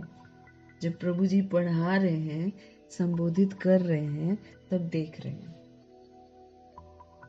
फिर तो प्रभु जी जब अपने घर चले जाएंगे हमारी पुकार भी नहीं सुनेंगे। हम जितना मर्जी तड़पते रहें, चिल्लाते रहें, कुछ ना सुनेंगे, बिल्कुल डिटैच होकर परम धाम में बैठ जाएंगे। तो बाबा कहते ये तो अंधश्रद्धा है जो कह देते हैं कि ईश्वर सब कुछ देखता है, सब कुछ वो करते हैं। देखेगा फिर कैसे? जब ऑर्गन्स मिले तब तो देखे ना। बाप कहते हैं अच्छा व बुरा काम ड्रामा अनुसार हर एक करते हैं। अच्छा या बुरा काम ड्रामा अनुसार हर एक करते हैं। नूंद है, मैं थोड़ी इतनी करोड़ों मनुष्यों का बैठकर हिसाब रखूंगा। मुझे शरीर है तब सब कुछ करता हूँ। करन करावनहार भी तब कहते हैं, नहीं तो कह भी ना सके, है ना। करवाते हैं ब्रह्मा जी के थ्रू ना, तो करन करावनहार है। मैं जब इसमें आऊं तब आकर पावन बनाऊं। ऊपर में आत्मा क्या करेगी? शरीर से ही तो पाठ बजाएगी ना। तो मैं भी यहाँ पर आकर पाठ बजाता हूँ। सतयुग में मेरा पाठ नहीं है, और पाठ बिगड़ तो कोई कुछ कर ही नहीं सकता। शरीर बिगड़ आत्मा कुछ कर ही नहीं सकती है। आत्मा को बुलाया जाता है, वो भी शरीर में आकर बोलेगी ना। ऑर्गन्स बिगड़ कुछ कर ही नहीं सकते हैं। ये है डिटेल की समझानी। मुख्य बात तो कहा जाता है बाप और वर्षे को याद करो। बेहद का बाप इतना बड़ा है, उनसे वर्षा कब मिलता होगा कोई नहीं जानता। कहते हैं आकर हमारे दुख हरो, हमको सुख दो, परंतु कब किसी को पता ही नहीं है। तुम बच्चे अभी नई बातें सुन रहे हो। तुम जानते हो कि हम अमर बन रहे हैं। अमर लोक में हम सब जा रहे हैं। तुम अमर लोक में कितना बार गए हो? अनेक बार। इसका कभी अंत नहीं होता। बहुत कहते हैं क्या मोक्ष नहीं मिल सकता? बोलो नहीं, ये अनादि अविनाशी ड्रामा है। ये कभी विनाश हो ही नहीं सकता, क्योंकि आत्मा ही विनाश नहीं होती है। इसलिए जो उसने लिखा है, अभी भले कहेगी दुख के मारे कि मोक्ष मिल जाए, लेकिन जब उसका पार्ट इमर्ज होएगा ना, तो किसी से पूछेगी भी नहीं, चुपचाप करके नीचे आ जाएगी पार्ट बजाने। तो ये पार्ट जो है ये विनाश नहीं हो सकता। ये तो अनादि इटर्नल चक्र है जो फिरता ही रहता है। तुम बच्चे इस समय सच्चे साहिब को जानते हो। तुम सन्यासी हो ना। वो तो फकीर नहीं, सन्यासियों को भी फकीर कहा जाता है, तो दुनिया वाला फकीर नहीं है। यहाँ पर हम बुराइयों का संन्यास करते हैं।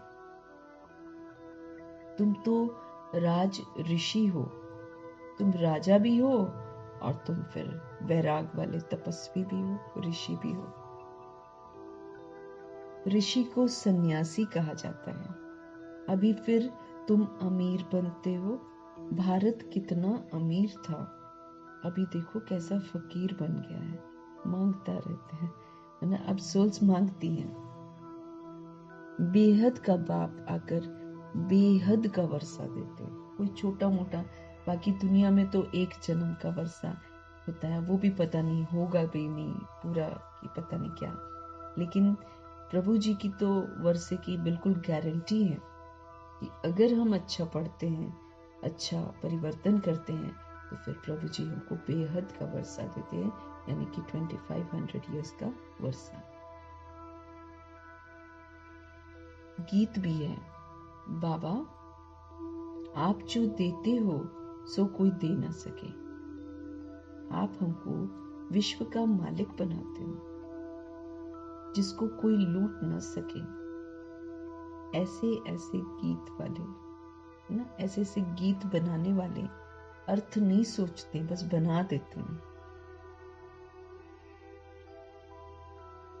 तुम जानते हो वहां पार्टीशन आदि कुछ नहीं होगा। यहाँ तो कितने टुकड़े टुकड़े कर दिए भारत के, कितना पार्टीशन है। वहां पर आकाश धरती सारी तुम्हारी रहती है। तो इतनी खुशी बच्चों को रहनी चाहिए ना। हमेशा समझो शिव बाबा हमको सुनाते हैं, क्योंकि वो कभी हॉलीडे नहीं लेते हैं, कभी भी छुट्टी नहीं करते हमारे शिव बाबा। और ब्रह्मा माँ भी वैसी है, प्रेजेंट भी है। ब्रह्मा माँ रथ बनकर हाजिर भी रहती थी। चलो बोल नहीं पाई, गला खराब है, लिख दो, तो मम्मा पढ़ लेती थी। तो हमारे शिव बाबा कभी भी हॉलीडे नहीं लेते हैं, तो हमको देखना चाहिए हम कितना हॉलीडे लेते हैं। कभी बीमार नहीं होते हमारे बाबा। याद शिव बाबा की ही रहनी चाहिए। इनको कहा जाता है निरअहंकारी। हमको अब निरअहंकारी बनना है, हमको निराकारी बनना है, निर्विकारी बनना है, सारे गुणों से संपन्न बनना है। तो फिर हमको ध्यान रखना है ना। तो याद शिव बाबा की ही रहनी चाहिए। इनको कहा जाता है निरअहंकारी। मैं ये करता हूँ, मैं ये करता हूँ, ये अहंकार नहीं होना चाहिए। मैं आत्मा करनहार करती हूँ, करावनहार शिव बाबा है, लेकिन मैं का अहंकार बहुत होता है आत्मा के अंदर। तो फिर बाबा वो अहंकार करना मना करते हैं कि मैं ये करता, मैं कमाता, मैं घर देखता, मैं घर चलाता, उसकी बस की कुछ नहीं है, हा? ऐसे बोल देते हैं आत्माएं। दूसरी सोल को कितना फील होता होगा। अब जो सोल जॉब पर नहीं जाती है तो घर तो संभालती है ना। तो कमाने वाला व्यक्ति उसको क्या बोलेगा, तुम करते क्या हो, इनके बस की कुछ नहीं है। ऐसे बेइज्जती करते हैं सबके बीच में। अब घर में बच्चों के सामने बोलते हैं तो बच्चों के दिमाग में क्या इमेज आएगी, वो भी फिर वही लैंग्वेज सीखेंगे, कॉपी करेंगे वो तो वही। फिर जब अपनी अवस्था थोड़ी गिर जाएगी फिर वो भाषा यूज करेंगे, फिर अपने को बुरा लगेगा, क्योंकि जो दिया है वापस अपने पास जरूर आएगा। तो अहंकार नहीं आना चाहिए। मैं करता हूँ, मैं भैया तुम करते हो तो तुम बाहर जाते हो तो करते हो, तुम्हारी ड्यूटी है। दूसरा घर संभालता है। घर संभालना एक दिन संभाल कर देखे तो बुद्धि ठिकाने पर आ जाए। वो लगता है कि कोई काम नहीं करते घर में जो रहती हैं। अहंकार नहीं आना चाहिए। मैं कमाता हूँ, मैं चलाता हूँ, अहंकार बोलता है। भाई गले में ढोल डाला है तो बजाओ ना। हाँ, सुना क्या रहे हो, मैं करता हूँ। सर्विस करना तो फर्ज है, बाबा कहते। अगर करता हूँ तो सर्विस करना तो फर्ज है। ऐसे ही यहाँ भी है ना, बाबा जो सेवाएं कराते हैं तो वो तो करन करावनहार करा रहे हैं ना। हम करते हैं, ये चीज नहीं होनी चाहिए। प्रभु जी पढ़ा दे रहे हैं, यही बहुत है। धन्यवाद करते रहना चाहिए। तो सर्विस करना तो फर्ज है, इसमें अहंकार नहीं आना चाहिए। अहंकार आया और गिरा। पढ़ाई छूटती है सबसे पहले, गिरावट शुरू।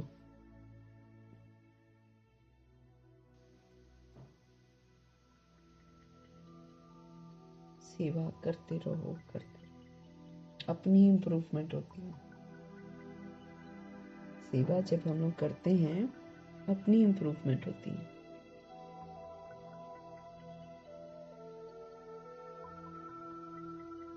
ये रूहानी सेवा है, रूहों की सेवा करनी है। बाकी सब जिस्मानी है, वो तो जिस्म के लिए कर रहे हैं। करते हुए भी काम आएगी कि नहीं आएगी वो भी पता नहीं।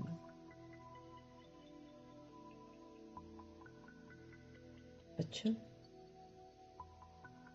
रूहानी सेवा जरूरी है। मीठे मीठे सिकिलदे बच्चों प्रति माता पिता बाप दादा का याद प्यार और गुड मॉर्निंग। रूहानी बाप की रूहानी बच्चों को नमस्ते। हम रूहानी बच्चों की भी रूहानी बाप को दिल से, जान से, सिक से, प्रेम से, अदब से, रिगार्ड से,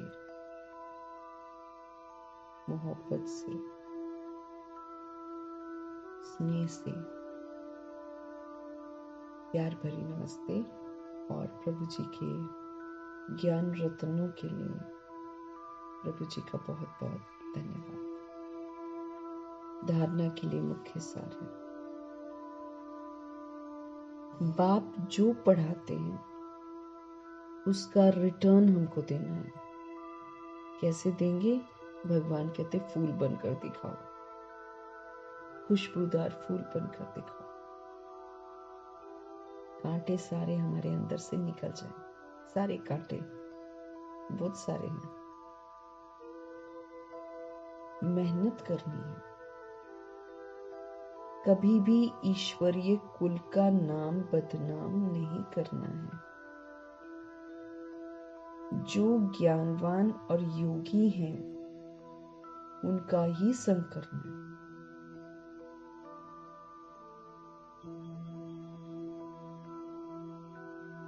मैंपन का त्याग करना है। निरअहंकारी बनकर रूहानी सेवा करनी है।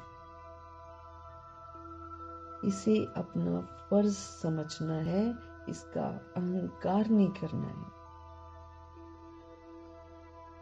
हम विस्मृत, सब विस्मृत, तो अपना फर्ज है स्मृति स्वरूप बनना और स्मृति दिलाना फर्ज है। अहंकार में नहीं आना है।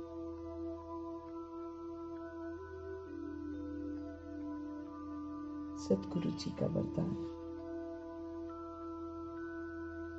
व्यर्थ को भी शुभ भाव से और श्रेष्ठ भावना से परिवर्तन करने वाले सच्चे मरजीवा भव। सच्चा मरजीवा मतलब पुराने से बिल्कुल मर जाना। बाप दादा की श्रीमत है, बच्चे व्यर्थ बातें न सुनो, न सुनाओ, न सोचो। वेस्ट, जिससे किसी सोल की उन्नति न हो, उसको बाबा वेस्ट बोलते हैं। अपनी आत्मा भी प्रोग्रेस न करे, दूसरे की सोल भी प्रोग्रेस न करे, वो बात व्यर्थ है।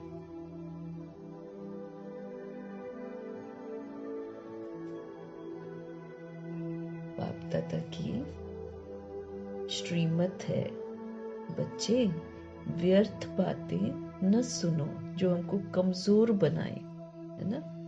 वो बातें न सुनो, न सुनाओ और न सोचो। सदा शुभ भावना से सोचो। सदा शुभ बोल बोलो। जो जो बोल बाबा बोलते हैं ना, बस वो बोल हमको बोलने हैं। और बाबा की हमेशा शुभ भावना यही होती है, सबको उठाएं ऊपर, कोई गड़बड़ काम ना करे। ये बाबा को हमेशा होना रहता है। बाबा कहते अगर व्यर्थ है कहीं पर, उसको भी शुभ भाव से सुनो, उसमें से शुभ भाव से सुनो कि कैसे उसको समर्थ बनाना है, उसको परिवर्तन कर देना है और समर्थ बनाना है। शुभ चिंतक बनो, वेल विशर बनो, बोल के भाव को परिवर्तन कर दो। अगर व्यर्थ बोल है ना, तो बाबा कहते वेल विशर बनकर उसको ट्रांसफॉर्म कर दो। सदा आत्मिक भाव हो और भावना श्रेष्ठ रखो। तो श्रेष्ठ भाव क्या होगा? आत्मिक भाव। और श्रेष्ठ भावना क्या होगी? कल्याणकारी भावना। तो भाव और भावना श्रेष्ठ रखो, अपने को परिवर्तन करो, न कि अन्य के परिवर्तन का सोचो। अब जब बाबा कहते तुम घर पे हो, है ना, वैरायटी सोल्स है, तो अगर वो आप सोचो कि ये चेंज हो जाए, ये चेंज हो जाए, है ना, और उसका पार्ट ही ना हो चेंज होने का, तो अपना तो टाइम वेस्ट जाएगा ना, वो समाप्ति हो जाएगी, ना वो बदलेगा ना हम बदलेंगे। लेकिन भगवान जी कह रहे हैं कि जब आप परिवर्तन कर लोगे ना, आपका परिवर्तन दूसरे को चेंज कर देगा।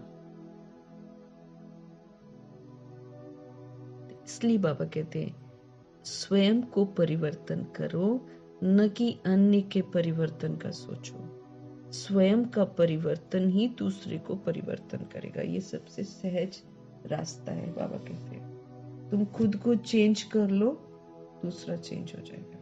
बाकी दूसरे को अगर बोलेंगे ऐसे करो ऐसे करो, वो सुनेगा नहीं, तो उसके चक्कर में तो हम भी चेंज नहीं हो रहे फिर।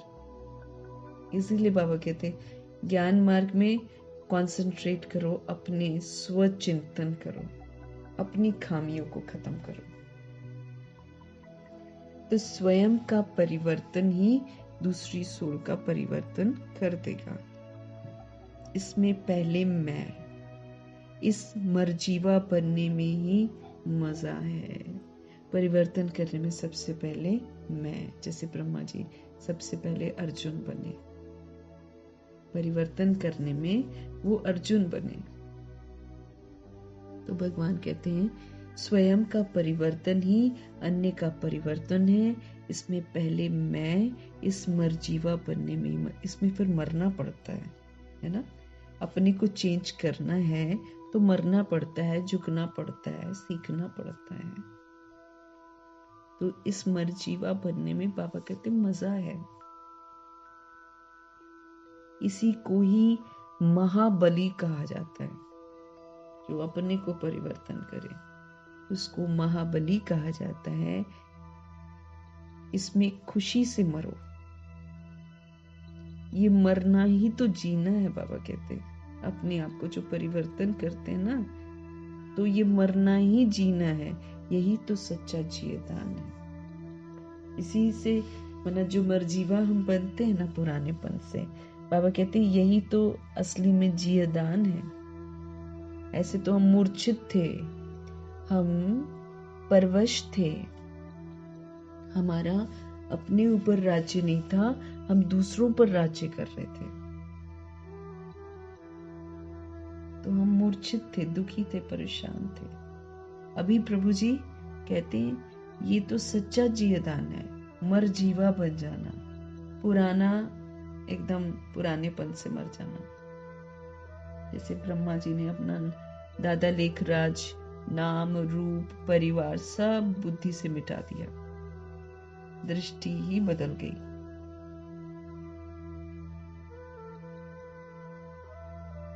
तो ये जो मरना है ना, जीते जी ये जो मरना है, यही तो सच्चा जियेदान है। ये लाइफ है, हमको लाइफ मिलती है। नहीं तो हम सब तो अनजाने में सबके सब मरे हुए मुर्दे थे। बाबा ने आकर हमको मूर्छित से सुरजीत किया है, समझते देकर। तो इसीलिए बाबा कहते तुम चेंज हो जाओ। तुम चेंज हो जाओगे ना, अपने आप दूसरा चेंज हो जाएगा। चेंज होना माना सतोगुणी व्यवहार करना, ठीक है ना। वो ना करे, इधर से सतोगुणी व्यवहार करना, सत्युगी व्यवहार करना। तो इससे क्या होगा, हम ही संपन्न बनते जाएंगे। और संपन्न बनते जाएंगे, एक दिन दूसरी सोल को भी आदत पड़ जाएगी कि हम तो इसको इतना बुरा बोलते हैं, ये फिर भी हमारे को अच्छा करती है, अच्छा बोलती है, फिर वो भी अच्छा करना शुरू कर देंगे। ऐसे बाबा हमको सिखाते हैं। स्व परिवर्तन से विश्व परिवर्तन। लेकिन स्व परिवर्तन के लिए हमको मरना पड़ता है, झुकना पड़ता है, सीखना पड़ता है। लेकिन बाबा कहते हैं उसमें मजा है। क्योंकि हम हमारी खुशियाँ बढ़ती जाएंगी, हम शक्तिशाली होते जाएंगे, बहुत फायदा होगा। हम स्वतंत्र होते जाएंगे, किसी के अधीन नहीं होंगे, तो सब अच्छा अच्छा हो जाएगा ना। तो हमारे शिव बाबा की श्रीमत है, बच्चे व्यर्थ बातें न तो सुनो और न दूसरों को सुनाओ और न सोचो, सदा शुभ भावना से सोचो, सदा शुभ बोल बोलो, व्यर्थ को भी शुभ भाव से सुनो, शुभ चिंतक बनकर बोल के भाव को परिवर्तन कर दो, सदा भाव और भावना श्रेष्ठ रखो, स्वयं को तुम परिवर्तन करो, न कि अन्य के परिवर्तन का सोचो, है ना। स्वयं का परिवर्तन ही अन्य का परिवर्तन है। इसमें पहले मैं, इस मरजीवा बनने में ही मजा है, इसी को ही महाबली कहा जाता है। इसमें खुशी से मरो, ये मरना ही जीना है और यही सच्चा जियदान है। इसी को लाइफ बोलते हैं बाबा, ये जियदान है। खुशियां आ जाएंगी, शक्ति आ जाएगी, संपन्नता आ जाएगी, स्वतंत्रता आ जाएगी। यही तो चाहिए ना। स्लोगन है,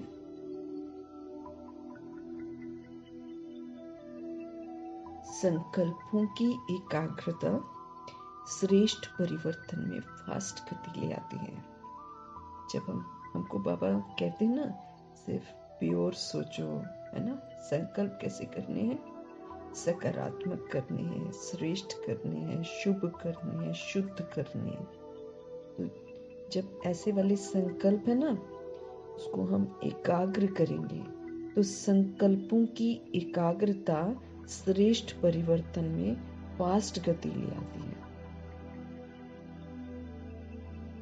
अगर हम अच्छे अच्छे संकल्प करेंगे सुबह सुबह उठकर और दिनचर्या में भी उसको रिवाइज करते रहेंगे, तो भगवान कहते हैं ये एकाग्रता जो है ना संकल्पों की, इससे श्रेष्ठ परिवर्तन में फास्ट गति आ जाती है। फिर हम अपना परिवर्तन जल्दी कर लेते हैं। क्योंकि अभी कमजोर कमजोर थॉट्स क्रिएट करें, क्योंकि लोगों से कमजोरियां सुनी हैं, लोगों ने कहा है ऐसे हो ऐसे हो ऐसे हो ऐसे, है ना। अब भगवान जी हमको बताते हैं अच्छे हो अच्छे हो अच्छे। तो श्रेष्ठ संकल्पों की एकाग्रता से श्रेष्ठ परिवर्तन में बहुत फास्ट गति आ जाती है।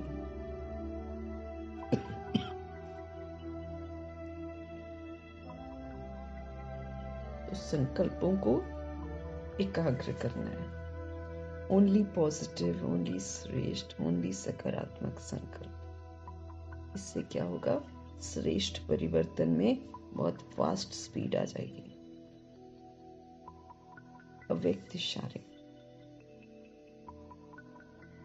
एकांत प्रिय बनो। मतलब इसका मतलब ये नहीं है कि बिल्कुल सॉलिट्यूड में चले जाओ, लेकिन सभी के बीच में रहते हुए बुद्धि का योग जो है वो हमारा प्रभु जी के साथ लग जाए। एकांत प्रिय बनो मीन्स खाली एक के अंत में वो स्थिति हमको प्रिय लगे। तो प्रभु जी कहते हैं एकांत प्रिय बनो, एकता और एकाग्रता को अपनाओ। संगठन की शक्ति जो चाहे वो कर सकती है। संगठन की निशानी का यादगार है 5 पांडव। एकता की शक्ति, हाँ जी हाँ जी, विचार दिया फिर एकता के बंधन में बंध गए। एकता में पावर किससे आती है? हाँ जी हाँ जी, हमने विचार दिया फिर एकता के बंधन में बंध गए। फिर मना जो डिसाइड किया जाएगा वही ठीक है। फिर संकल्प न चले कि हमने विचार दिया, हमारे विचार को तो माना ही नहीं। प्रभु जी क्या कहते हैं? एकता, दादियां ऐसी थी, एकता की पावर है, हाँ जी, विचार दिया फिर एकता के बंधन में सब बंध गए। जिसके भी विचार को माना गया ना, उसमें फिर सब राजी रहते हैं, ठीक है यही ठीक है। फिर वो लोग ये नहीं सोचते थे कि हमने तो ये बोला था, ये वाला तो डिसाइड ही नहीं किया। और विचार पूछे भी सभी से जाते थे, सारी दादियां अपने अपने विचार देती थी, लेकिन फिर उसमें से जो सूटेबल था उसको चुनते थे और फिर सारी सोल्स एक साथ उसको स्वीकार करती थी और फिर उसी प्रमाण चलती भी थी। यही एकता जो है सफलता का साधन है।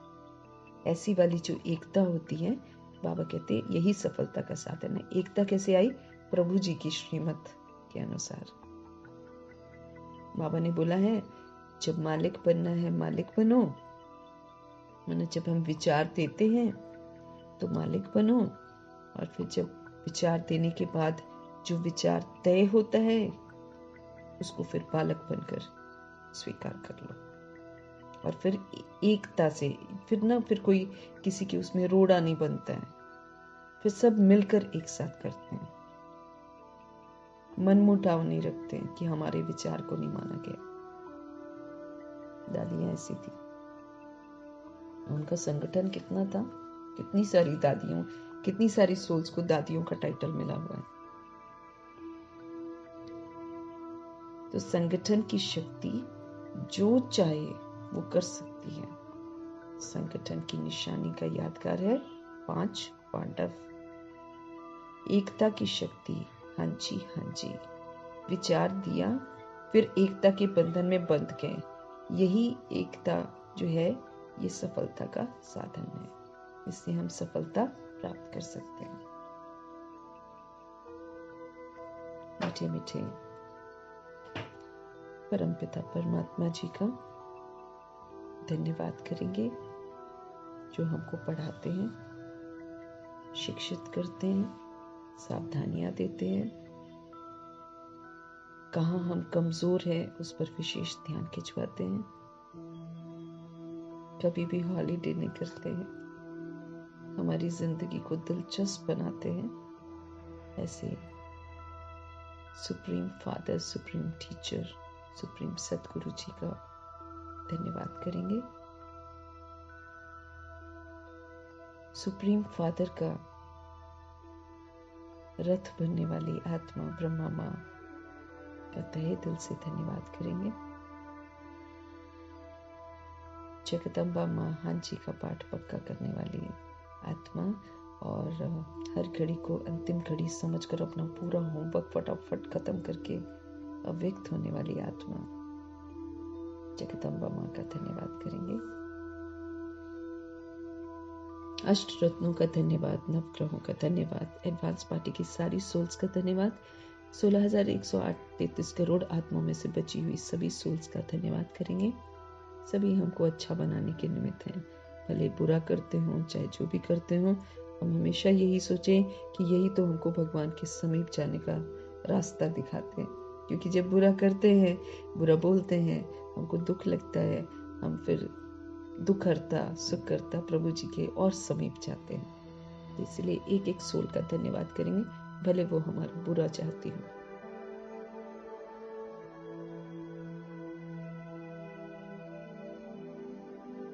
पांच तत्वों का धन्यवाद, धरती आकाश जल वायु अग्नि, पूरा रिगार्ड रखेंगे हम पांचों तत्वों का। कोई शिकवा नहीं, कोई शिकायत नहीं, भले ये आग बरसाएं या कुछ भी करें, कोई शिकवा शिकायत नहीं कभी भी, हमेशा धन्यवाद।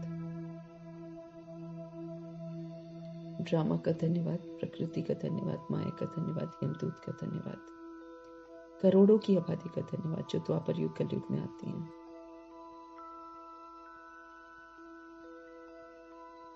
साधनों का धन्यवाद, साधन बनाने वालों का धन्यवाद,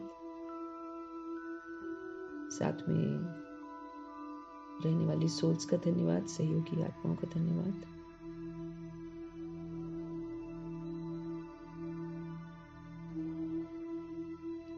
अविनाशी खजानों का धन्यवाद, अनमोल संगमों के समय का धन्यवाद, पल पल का धन्यवाद करेंगे, पूरे यूनिवर्स का धन्यवाद, शरीर रूपी इंस्ट्रूमेंट का धन्यवाद।